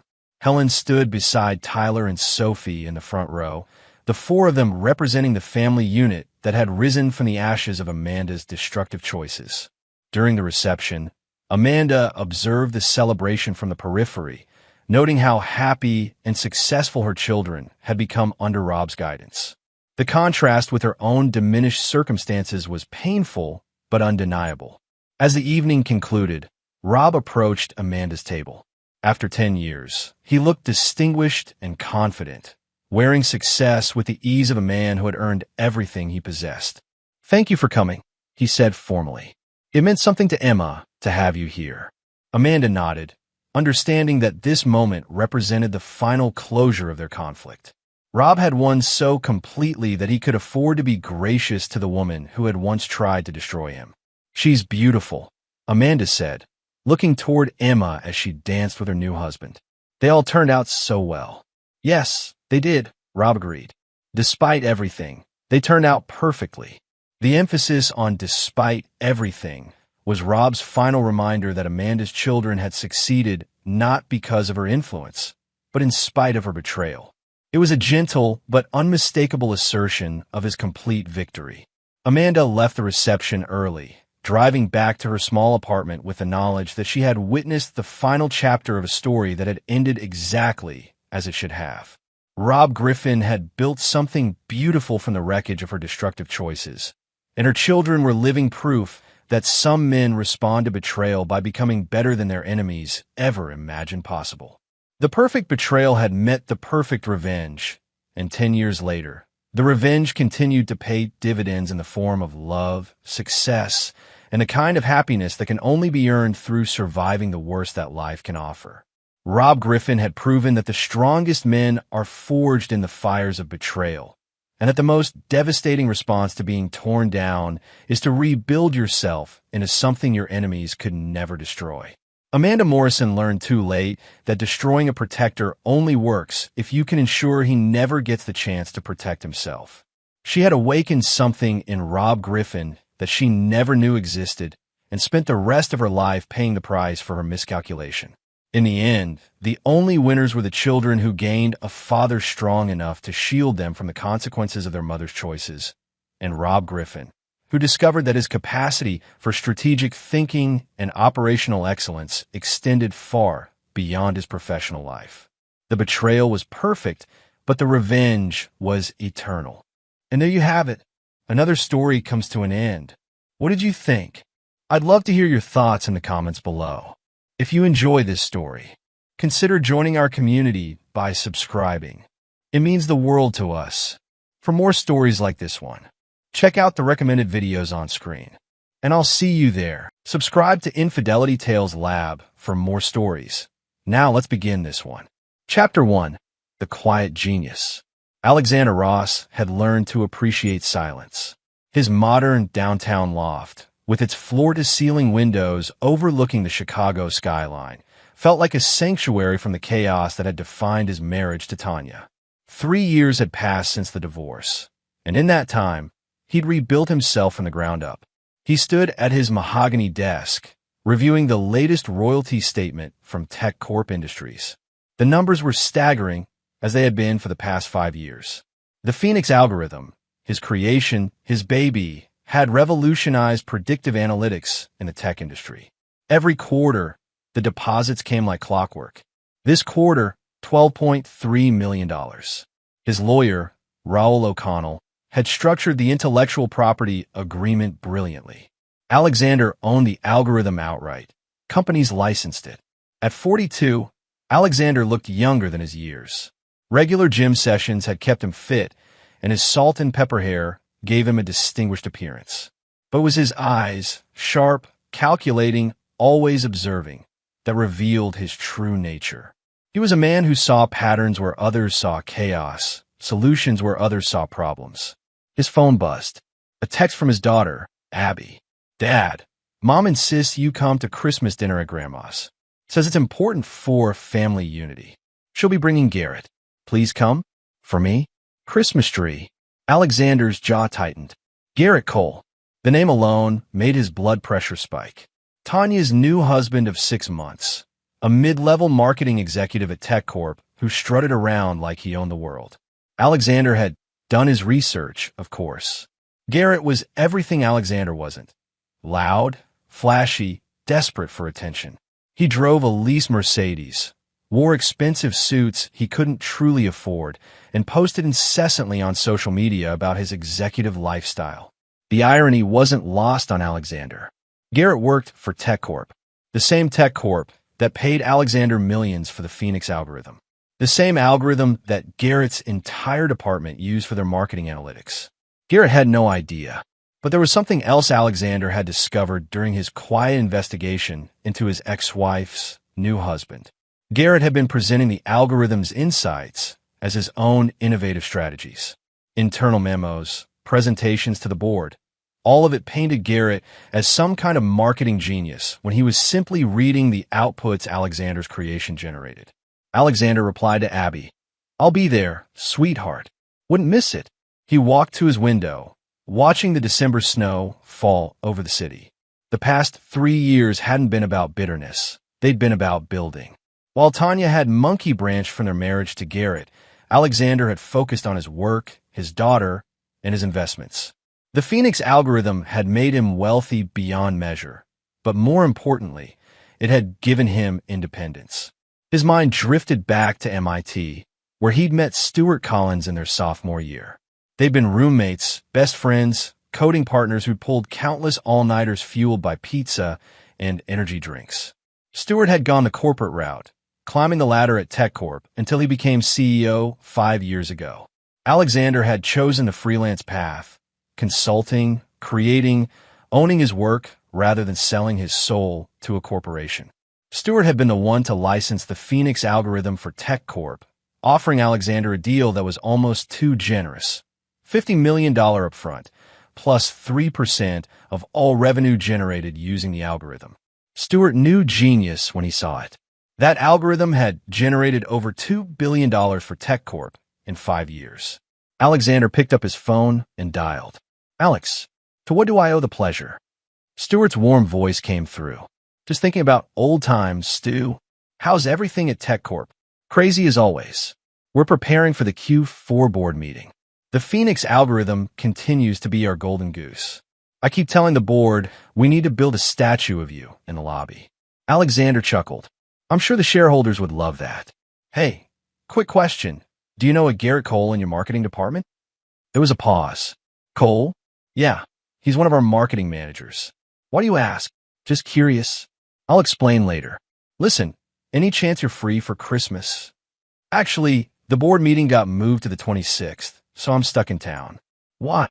My ex-wife is hosting Christmas dinner at her mother's place, bringing her new husband. Thought you might enjoy the entertainment. Stuart laughed. Tanya's new husband? This I got to see. Text me the details. After hanging up, Alexander allowed himself a small smile. The pieces were falling into place. Chapter 2. The Gathering Storm. Christmas Eve arrived with fresh snow and bitter cold. Alexander dressed carefully. A charcoal cashmere sweater, dark jeans, and his vintage Rolex, a gift from Stuart when the Tech Corp deal had closed. He looked successful but not showy, comfortable but not casual. Abby had texted him throughout the day, clearly anxious about the dinner. At 19, she was home from Northwestern for winter break, studying computer science, much to Alexander's pride and Tanya's confusion. His daughter had inherited his analytical mind and, thankfully, his temperament. Dad, Garrett's already being insufferable. He's showing everyone his company car and talking about his executive achievements. Mom's eating it up. Grandma looks ready to murder someone. Alexander smiled.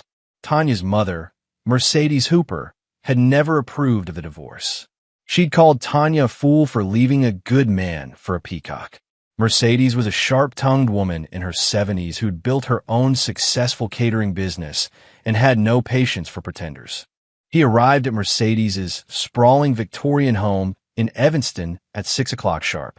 The house blazed with Christmas lights, and through the windows, he could see people moving about. He grabbed the wine he'd brought, a $500 bottle of Chateau Margaux, not to show off, but because Mercedes appreciated quality, and headed to the door. Abby opened it before he could knock, throwing her arms around him. Thank God you're here. It's been awful. She looked like her mother, but had Alexander's eyes, observant, intelligent. She wore a simple red dress and had her dark hair pulled back. That bad, Alexander murmured. Worse. Come on. The house was filled with extended family. Mercedes's annual Christmas gathering typically hosted 25 to 30 people. Cousins, aunts, uncles, and friends who'd become family over the years. The dining room table was already set for a feast. Mercedes spotted him immediately and made her way over, elegant in a green velvet dress. Alexander. Finally, someone with sense arrives. She kissed his cheek and took the wine. Chateau Margaux, you spoil me. Only the best for you, Mercedes. Unlike some people who bring grocery store champagne and expect praise, she said pointedly, her eyes flicking toward the living room where Garrett's booming laugh echoed. Alexander followed her gaze and saw him for the first time in person. Garrett Cole was tall, athletic in a gym rat kind of way, with perfectly styled blonde hair and a spray tan that looked orange in the warm lighting. He wore a designer suit that screamed trying too hard and was holding court with several family members, gesturing wildly as he told some story. Tanya stood beside him, laughing at everything he said. She'd changed since the divorce. More makeup, tighter clothes, her auburn hair dyed a lighter shade. She looked like someone trying to recapture youth rather than aging gracefully. And then I told the VP, if you want innovation, you've got to take risks.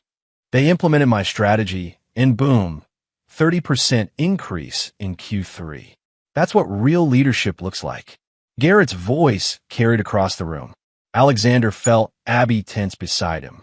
He's been like this for an hour, she whispered. Don't worry, Alexander said calmly. Let him talk. Mercedes squeezed his arm. Dinner's at 7. Try not to break anything before then. She winked and headed back to the kitchen. Alexander made his rounds, greeting relatives he hadn't seen in months.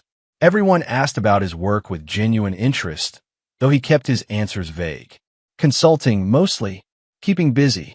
No one needed to know about the millions sitting in his accounts. At 6:45, his phone buzzed.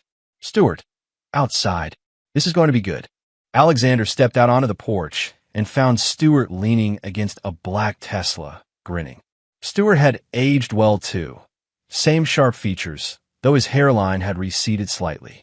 He wore an expensive wool coat and carried a bottle of Dom Perignon. Alex, you look good. Life after divorce suits you. They embraced briefly. You look like a CEO. It suits you. So, where's this new husband of Tanya's? I'm dying to meet the man who thinks he's hot shit. Inside, regaling everyone with tales of his brilliance. Fair warning, he works for you. Stuart's eyebrows shot up. You're kidding. Garrett Cole is Tanya's new husband. Small world, isn't it? Stuart started laughing. Oh, this is too good. The clown has been submitting reports claiming he's developed proprietary analytical strategies. I've seen his presentations. He's literally just copying Phoenix outputs and rebranding them as his insights. I know. I've seen them too. Stuart's expression shifted from amusement to understanding. You're planning something. Just planning to enjoy Christmas dinner with family. Alexander's smile was enigmatic. Bullshit. I know that look. You're about to destroy someone. Would I do that at Christmas dinner? Absolutely. And I wouldn't miss it for the world. What do you need from me? Alexander's smile widened. Just follow my lead. And maybe keep your phone handy. They walked inside together, and the energy in the room shifted immediately. Several people recognized Stuart from TechCorp's frequent media appearances. The boy genius CEO who'd taken a struggling company and turned it into a tech giant. Garrett noticed too. His eyes lit up with the desperation of a social climber spotting an opportunity. Chapter 3. The calm before. Dinner was called, and everyone moved to the expansive dining room. Mercedes had outdone herself. Roasted turkey, glazed ham, 7 different side dishes, and enough desserts to feed an army. The table was set with her fine china and crystal glasses. Alexander found himself seated between Abby and Stuart, directly across from Tanya and Garrett. Perfect. Garrett had been trying to get Stuart's attention since they'd arrived, but Stuart had smoothly deflected, staying close to Alexander and catching up. Now, trapped at the dinner table, Garrett saw his opportunity. Mr. Collins, I didn't know you'd be here. I'm Garrett Cole, marketing manager at TechCorp. I've been with the company for 3 years. Stuart looked up from his plate, his expression politely neutral. Garrett, yes, I've seen your name on some reports. Garrett puffed up like a peacock. I've been working on some really innovative strategies for our Q4 push. The analytics have been phenomenal. I'd love to discuss them with you sometime, maybe over golf. I don't golf, Stuart said flatly, turning back to his conversation with Alexander. Tanya jumped in, her voice sharp. Garrett's being modest. He's the one who developed the new marketing framework everyone's talking about. His boss says he's on track for VP. Alexander sipped his wine, saying nothing. Abby kicked him gently under the table. A warning or encouragement, he wasn't sure which. Garrett's attention shifted to Alexander for the first time. Alex, right? Tanya's mentioned you. You do computers or something? Something like that, Alexander replied evenly. It's a tough field. Lots of competition. I imagine you're scrambling for clients, especially in this economy. Garrett's tone was dripping with condescension. Several people at the table shifted uncomfortably. Mercedes's fork stopped halfway to her mouth. I manage, Alexander said. Tanya laughed. A brittle, mean sound. Alex does freelance consulting. He works from home. It's very flexible. The implication was clear. Alexander was struggling while Garrett was thriving. Garrett leaned back, warming to his audience. You know what, Alex? I can maybe put in a good word for you at TechCorp. We're always looking for junior developers. The pay isn't great to start, but it's steady. Better than chasing contracts. The table went silent. Mercedes looked ready to intervene, but Alexander caught her eye and gave a subtle shake of his head. That's generous, Garrett, but I'm quite happy with my current arrangement. Pride's a dangerous thing, buddy. You've got to be realistic. I mean, what are you really making from freelancing? 40, 50 grand a year? Meanwhile, TechCorp just gave me a year-end bonus that could buy a car. Garrett smirked. Stuart coughed into his wine. Alexander could see him fighting laughter. Abby spoke up, her voice cold. Dad's doing just fine, Garrett. Maybe we should talk about something else. I'm just trying to help, sweetie. Your dad's too proud to admit he's struggling. I see it all the time. Guys his age who can't adapt to the changing tech landscape. They get left behind. Tanya placed her hand on Garrett's arm. Garrett's right. Alexander, you should really consider it. Stable income, benefits. Maybe you could finally upgrade from that tiny loft. Alexander's loft was 3,000 square feet of prime downtown real estate worth $2.5 million. but he didn't correct her. Mercedes had heard enough. Perhaps we should. Garrett interrupted her. No, it's fine. I'm just being honest. Alex seems like a nice enough guy, just stuck in the past. The world's moved on. You need to be aggressive, innovative. That's why I'm succeeding at TechCorp. I don't just follow orders. I create solutions. I'm a thought leader.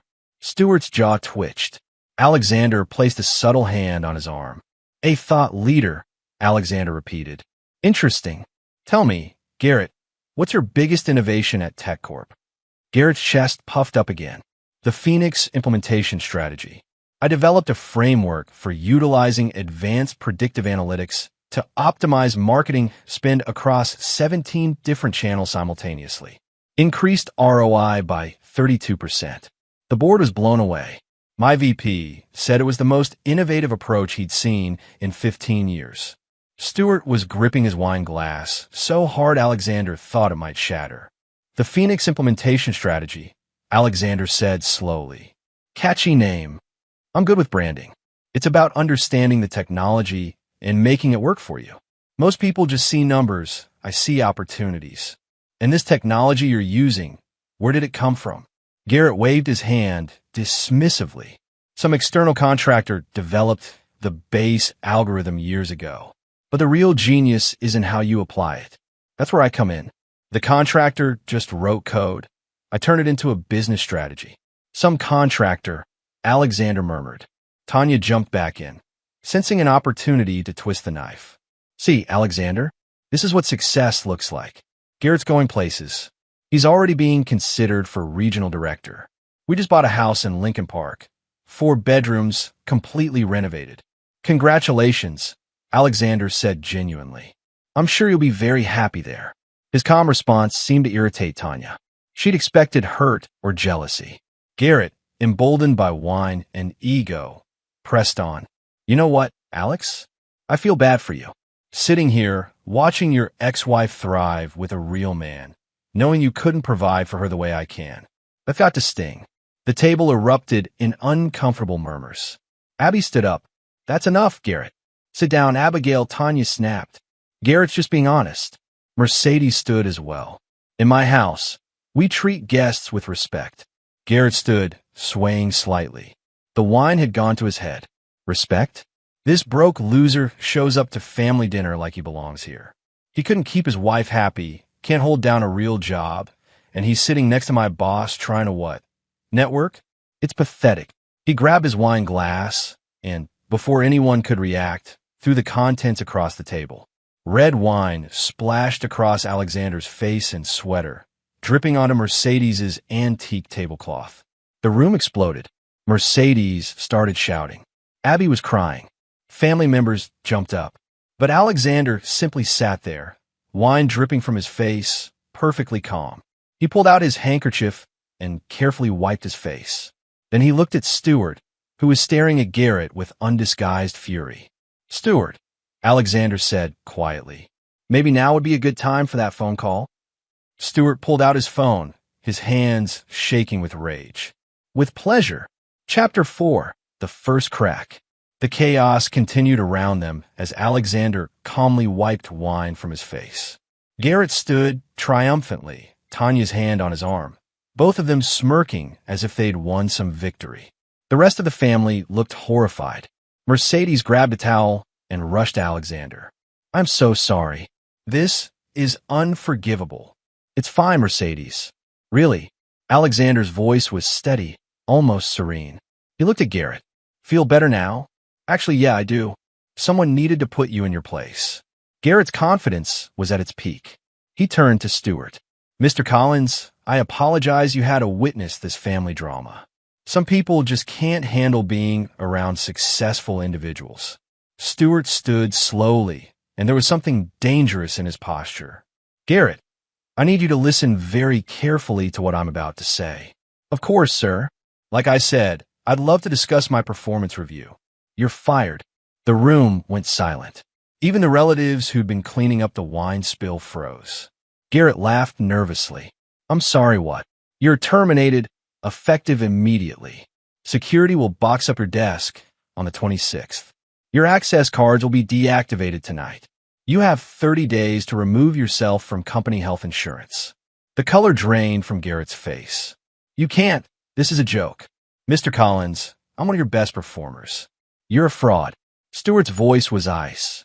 You've been claiming credit for work you didn't do, presenting insights generated by proprietary technology as your own innovations, and systematically lying to your superiors about your contributions. That's grounds for termination and possibly legal action. Tanya stood up. This is ridiculous. You're firing him because he threw wine at your friend? That's abuse of power. I'm firing him because he's a thief and a liar. Stewart turned to Alexander. Alex, would you like to explain, or should I? Alexander stood, brushing wine drops off his sweater. He looked at Garrett with something close to pity. The Phoenix algorithm. The external contractor who developed it? That was me. Garrett's face went from pale to gray. That's your lying. Am I? Alexander pulled out his phone and opened his email. Here's the original licensing agreement between myself and TechCorp, signed 5 years ago. $50 million upfront payment, plus 3% of all revenue generated using the algorithm. Stewart, how much revenue has Phoenix generated for TechCorp? Approximately $2.1 billion, Stewart replied. Abby's eyes went wide. She'd known her father was comfortable, but this... Alexander continued, his voice calm, but carrying to every corner of the room. That means I've received roughly $113 million in royalty payments over 5 years. This quarter alone, I made $12.3 million. The algorithm you've been claiming as the foundation of your innovations? I own it. Every single line of code. Tanya sat down heavily, her face ashen. But here's the thing, Garrett.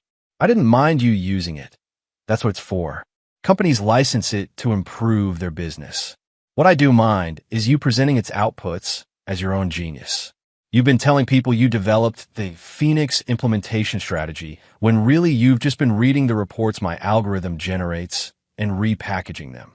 Garrett's mouth opened and closed like a fish. I added value. I interpreted the data. You copied and pasted.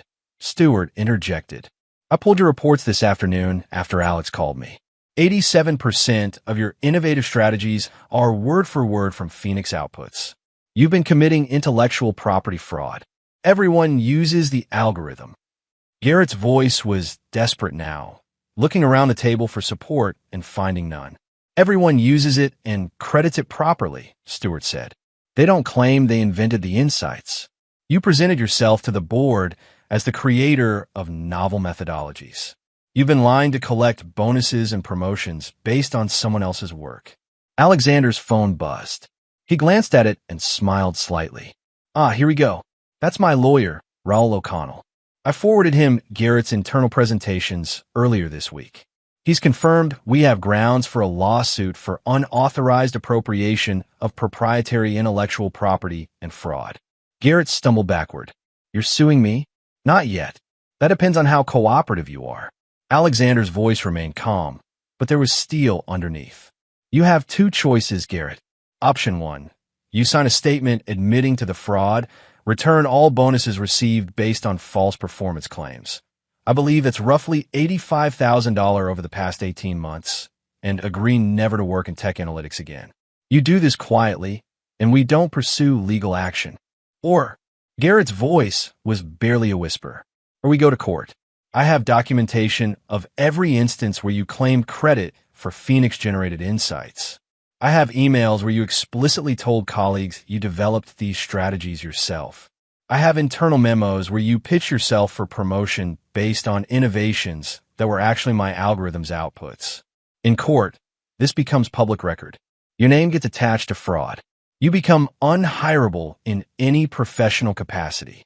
Stewart added, and TechCorp will pursue its own legal action for the bonuses paid under false pretenses. We take intellectual property very seriously. Garrett looked at Tanya desperately.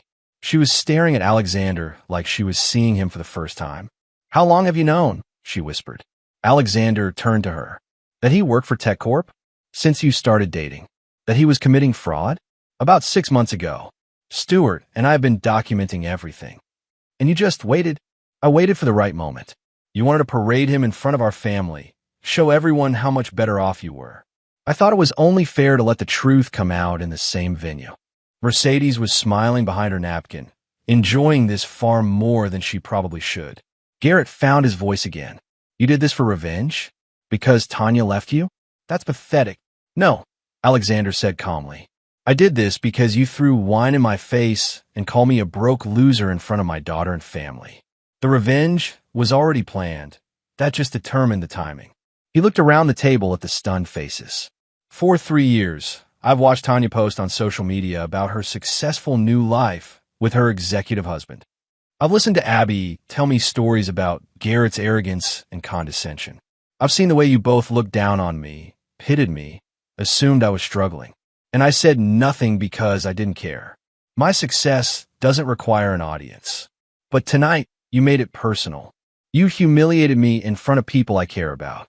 So yes, Garrett, I planned this. I've been planning it for months. And it's not over yet. Chapter 5, The Depths Revealed. The room remained frozen, everyone processing what they'd just witnessed. Garrett stood there, his expensive suit now looking like a costume, his carefully crafted image crumbling. Tanya finally found her voice. You've been rich this whole time? While I was struggling with a mortgage, asking you for help with Abby's tuition, you were sitting on millions. Alexander's expression hardened. I paid Abby's tuition in full, all 4 years, plus her housing. I've never missed a single payment to you, Tanya. The divorce settlement gave you the house, half our savings, and alimony until you remarried, which you did 6 months ago, and in my obligation. I've been more than fair. Fair? You let me think you were barely scraping by. I never lied to you. You assumed. There's a difference. He turned to Abby. Did you know I was struggling? Abby shook her head, tears streaming down her face, but she was smiling. You paid for everything. You took me on vacation to Italy last summer. You bought me a car for my 18th birthday. I knew you were doing well, but... She looked at Garrett with disgust. I tried to tell them. I told Mom you were successful, but she didn't want to hear it. Because she wanted to believe her own narrative, Mercedes said sharply. That she traded up, that Garrett was the better man. Pride is a terrible thing, Tanya. Stuart's phone rang. He looked at the screen and smiled coldly. It's our head of legal. Excuse me. He stepped into the hallway. Garrett seemed to be having trouble breathing. My career. You destroyed my career over wine? No, Alexander corrected. You destroyed your career by being a fraud. I just expedited the timeline. Eventually, someone at TechCorp would have noticed that your genius strategies dried up the moment the algorithm updated or changed. You were always going to get caught, Garrett. I just made sure it happened in front of the people who needed to see who you really are. He looked at Tanya, and that includes your wife. Tanya's hands were shaking. The house. The mortgage on the new house. Garrett said his promotion would cover it, but now there's no promotion. No job. No bonuses to return. Alexander's voice wasn't cruel, just factual. You overextended based on future earnings that were built on fraud. That's not my problem, Tanya. Stuart returned, and his expression was grim satisfaction. Legal just confirmed something interesting. Garrett, you signed an intellectual property agreement when you joined TechCorp. It explicitly states that any work product, any innovations, any strategies developed using company resources or proprietary technology must be properly attributed. You violated that agreement systematically. They can't prove. We can. We've been tracking algorithm usage. Every time someone runs a Phoenix query, it's logged. We match your reports to query timestamps. 93% of the time, you ran a Phoenix analysis within 48 hours of submitting a new strategy. The correlation is undeniable. Garrett sat down heavily, his head in his hands. But Alexander wasn't done. He pulled out a folder from his bag. He'd brought it knowing this moment would come. There's more, Garrett. I've been very thorough. He slid several photographs across the table. These are from the TechCorp Leadership Conference in Miami last September. You told Tanya you were at a training seminar. Tanya grabbed the photos, her face going white. They showed Garrett at a beachside bar with a blonde woman, kissing her, his hand on her waist. Her name is Faye Haney. She's a sales rep from your Miami branch. You've been seeing her for 7 months, since before your wedding to Tanya. Tanya's hand flew to her mouth. You said that conference was mandatory, that spouses couldn't attend. Garrett's head snapped up. You had me investigated? You had me followed. I hired a discreet investigator, yes. Once I knew you were committing fraud at TechCorp, I wanted to know what else you were lying about. Turns out quite a lot. Alexander pulled out more documents. You're also underwater on your Mercedes lease. You're 3 months behind on payments. Your credit score is 580. You have $67,000 in credit card debt, most of it from trying to maintain the appearance of success. The designer suits, the expensive dinners, the watch you're wearing, all bought on credit you can't afford. Tanya was crying now, but they weren't tears of sadness. They were tears of rage and humiliation. The house you just bought? Garrett put down 3% with an adjustable rate mortgage because it was the only way you qualified. When his promotion didn't increase his income enough, he planned to refinance using TechCorp stock options he claimed were coming. Stock options that were predicated on his innovative performance that was fraudulent. Mercedes whistled low. You're not just a fraud, boy. You're a disaster. Stewart looked at Alexander with newfound respect. Remind me never to piss you off.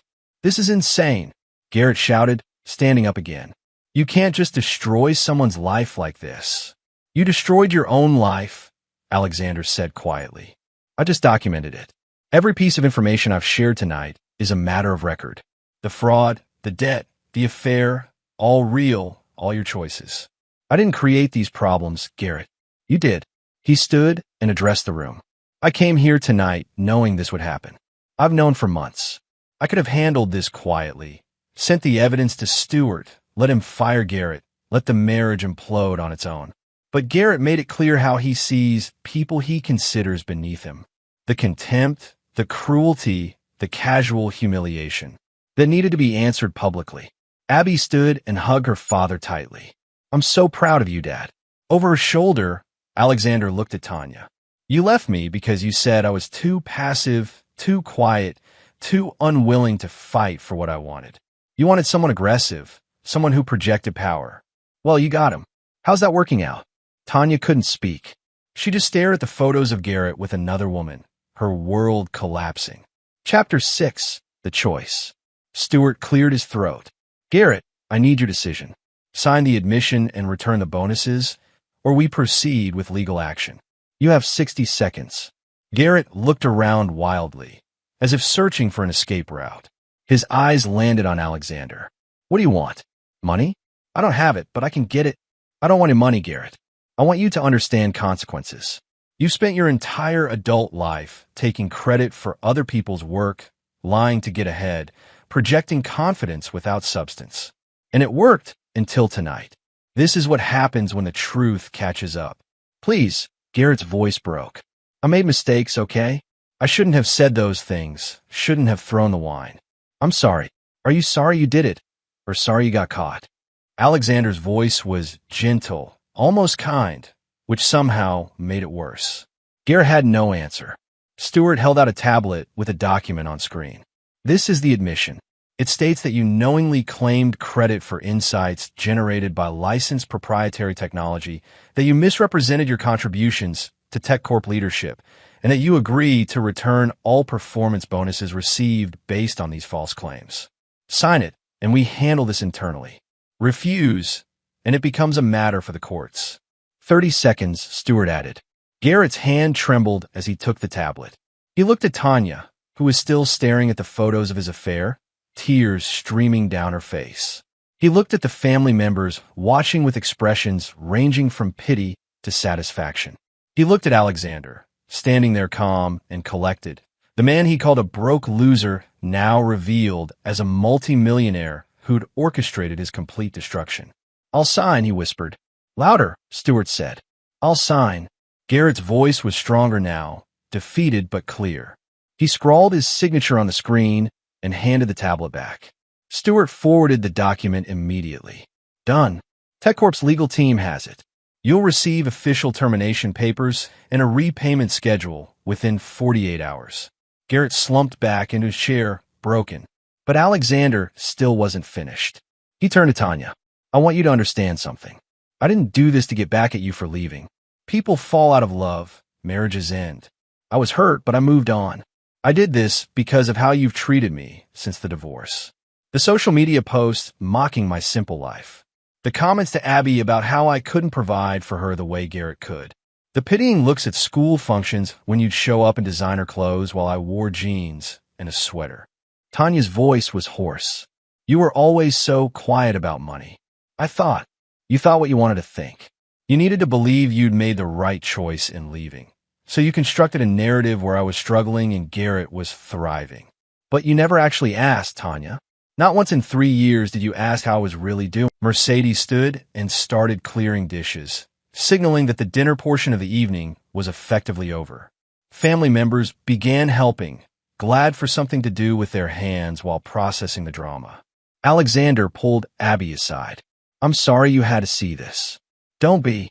She wiped her eyes. I'm glad it happened. Garrett's been horrible to you for months, and Mom just encouraged it. They both needed to see that their actions have consequences. You're wise beyond your years. I learned from the best. She hugged him again. Dad, why didn't you ever tell me about the algorithm money? Because I wanted you to understand the value of education and hard work on its own merits, not because of what it might earn you. Money is a tool, Abby, not an identity. Garrett made money his identity, and look what happened when it was taken away. He collapsed. I wanted you to build yourself on something more solid. Stuart joined them. That was the most savage thing I've ever witnessed, and I've been in hostile boardroom takeovers. Remind me to send you a fruit basket. Alexander smiled. It wasn't about being savage. It was about being thorough. Is there anything else? Stuart asked. Any other revelations coming? One more thing, Alexander said, looking toward the living room where Garrett and Tanya were having a hushed, furious argument. But that's between them now. My work here is done. Chapter 7. The Reckoning. The argument between Garrett and Tanya had moved to Mercedes's front porch, their raised voices carrying through the cold December air. Through the window, Alexander could see them, Garrett gesturing wildly, Tanya crying and shouting, both of them unraveling. Inside, Mercedes was serving dessert to those who remained, though the festive mood had long since evaporated. Most of the extended family had found excuses to leave early, uncomfortable with the confrontation they'd witnessed. Stuart pulled Alexander aside near the fireplace. I have to know, was the affair really just something you discovered? Or did you set that up too? Alexander's expression gave nothing away. Garrett set that up himself. I just documented it. But the investigator was in Miami specifically during that conference. I had reason to suspect Garrett's business trips weren't entirely business. The investigator confirmed it. If there'd been no affair, I wouldn't have manufactured one. Stuart shook his head in admiration. You've changed, Alex. The guy I knew at MIT would have just walked away from this whole situation. The guy you knew at MIT didn't have a daughter watching him. Abby needed to see that quiet doesn't mean weak. That being smart and patient is more powerful than being loud and aggressive.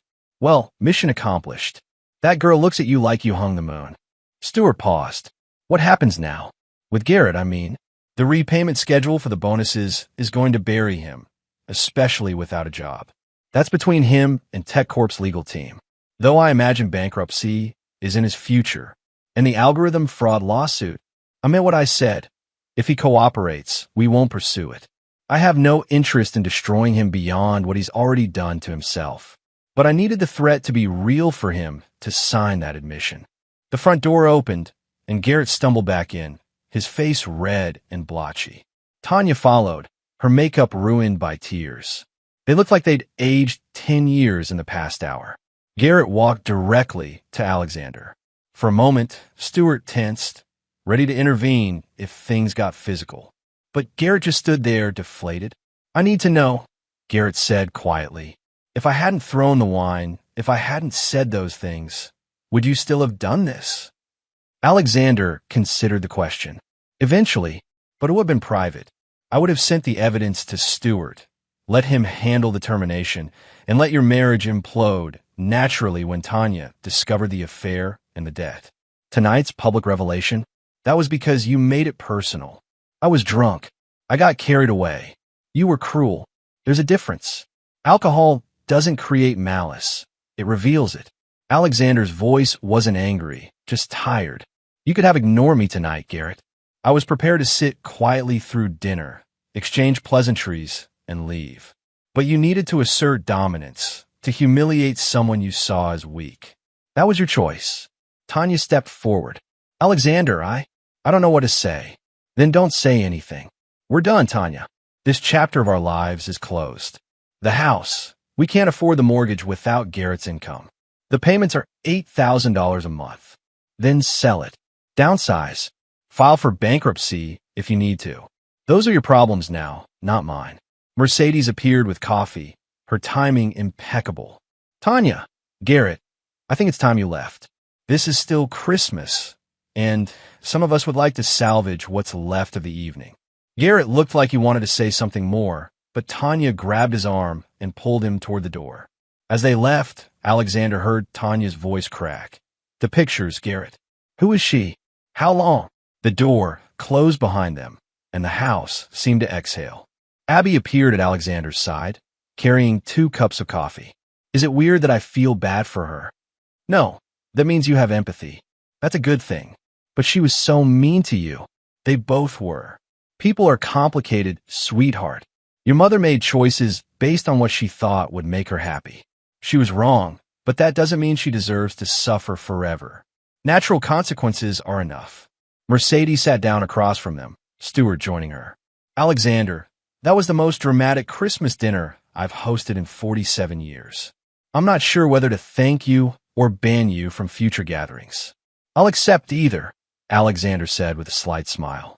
What really gets me, Mercedes continued, is that you've been quietly successful all this time, never bragging, never correcting Tanya's assumptions. Why? Because my success isn't defined by other people's perception of it. I know what I've built, what I've accomplished. I don't need validation from anyone, especially not from people who chose to leave my life. Stuart raised his coffee cup. To Alexander Ross, the quietest badass I've ever known. They toasted with coffee cups while snow continued to fall outside. Chapter 8, The Fallout. The week between Christmas and New Year's was a blur of consequences for Garrett and Tanya that Alexander watched from comfortable distance. He didn't actively pursue updates, but information found its way to him regardless. On December 27th, Abby called him. Dad, Mom's moving out of the new house. They listed it for sale yesterday. She's devastated. How are you handling all of this? Honestly, I'm relieved. Garrett was always terrible to her too. She just couldn't see it. He controlled everything. What she wore, who she talked to, where she spent money. Now that the facade is gone, maybe she'll remember who she used to be. That's a mature perspective. I learned from the best. Abby paused. Dad, can I ask you something? The algorithm. How did you create it? Alexander smiled. He'd been wondering when she'd ask. It's complex, but the core concept is pattern recognition across seemingly unrelated data sets. Most analytics tools look at historical data linearly. Phoenix looks at it dimensionally. It identifies patterns that humans miss because we can't process information in that many dimensions simultaneously. Could you teach me? You want to learn algorithm development? I want to learn from you. The technical stuff I can get Northwestern, but understanding how to think about problems the way you do, that's something special. Alexander felt warmth spread through his chest. I'd love that. Why don't you come to the loft tomorrow? I'll show you the original code. Really? The original Phoenix code? Why not? You're my daughter. Who else would I pass that knowledge to? After hanging up, Alexander walked to his window, looking out at the Chicago skyline. His phone buzzed with a message from Stuart. Board meeting today, presenting the Garrett Cole situation. Thought you should know, 3 other employees came forward after his termination. You've been taking credit for their work too. You didn't just catch a fraud. You exposed a systemic problem. Thank you. Alexander didn't reply immediately. Instead, he thought about the path that had led him here. 20 years ago, he'd been a kid at MIT with big dreams and bigger algorithms. He'd created Phoenix because he saw a problem that needed solving, not for fame or fortune. When Stuart had offered the licensing deal, Alexander had almost turned it down. The money seemed obscene for just doing what he loved. But his lawyer, Raoul, had been insistent. You created something valuable. You deserve to be compensated for that value. So he'd signed. and his life had changed in ways he never anticipated. The divorce from Tanya had hurt. There was no denying that. But in hindsight, it had freed him from constantly explaining himself, from justifying his quiet nature, from feeling like he was never quite enough. He'd built a life on his terms, answerable to no one. His phone rang. Unknown number. He almost didn't answer, but curiosity won. Mr. Ross? This is Robert Frost from the Wall Street Journal. I'm working on a story about intellectual property fraud in the tech sector, and Garrett Cole's case came across my desk. Would you be willing to comment? No comment, Alexander said immediately. I understand you're the creator of the Phoenix algorithm, and that Mr. Cole systematically misrepresented your work as his own innovations. This is a bigger story than one man's fraud. It's about how companies protect intellectual property and credit their innovators. Mr. Frost, I appreciate what you're trying to do, but I'm not interested in public attention. The matter has been resolved privately. With all due respect, sir, TechCorp's filing suggests they're pursuing similar cases against other employees. Your algorithm has generated billions in value. People should know who created it. Alexander paused. If you write this story, you do it without my participation. I won't confirm or deny anything. Won't provide quotes or interviews. My work speaks for itself. Fair enough. But for what it's worth, Mr. Ross, the tech community should know your name. You've revolutionized predictive analytics, and you've done it while remaining completely under the radar. That's impressive. After the call ended, Alexander sat in thought. Fame had never been his goal. But Abby was right. There was value in people understanding that quiet competence could be more powerful than loud bravado. 3 days later, the Wall Street Journal article published. The headline read, "The Algorithm Genius You've Never Heard of, How Alexander Ross Revolutionized Tech and Exposed a Fraud." The article was thorough but respectful, focusing on Phoenix's technical innovations and its massive financial success without sensationalizing the Garrett situation. It painted Alexander as a reclusive genius who'd built an empire while maintaining complete privacy. Within hours, his LinkedIn profile had 10,000 new connection requests. His email was flooded with interview requests, speaking opportunities, and business proposals. He ignored all of it. Chapter 9, The New Beginning. New Year's Eve found Alexander at his loft with Abby, teaching her the fundamentals of algorithmic thinking. They'd spent the past week going through Phoenix's code, with Alexander explaining not just what the code did, but why he'd made each design choice. The key, he explained, pulling up a particularly complex section, is understanding that computers are literal, but humans are contextual. You have to translate human context into literal instructions, and that requires you to think in both languages simultaneously. Abby was furiously taking notes. This is so much more interesting than my classes. Professor Jenkins just has us memorizing syntax. Syntax is important, but it's just the alphabet. This is learning to write poetry. His phone buzzed. Mercedes, family dinner tomorrow for New Year's Day. Just us, you, me, Abby, and Stuart if he's free. No drama, I promise. Alexander smiled and confirmed. At 11:30 p.m., as they were debugging a section of code Abby had written, the building's front desk called up. "Mr. Ross, you have a visitor. A Ms. Tanya Callahan. Should I send her up?" Alexander and Abby exchanged glances. "Give us a minute," Alexander said. "Dad, you don't have to see her." "I know, but maybe I should." He picked up the phone. "Send her up." Tanya looked different. No designer clothes, minimal makeup, her hair pulled back in a simple ponytail.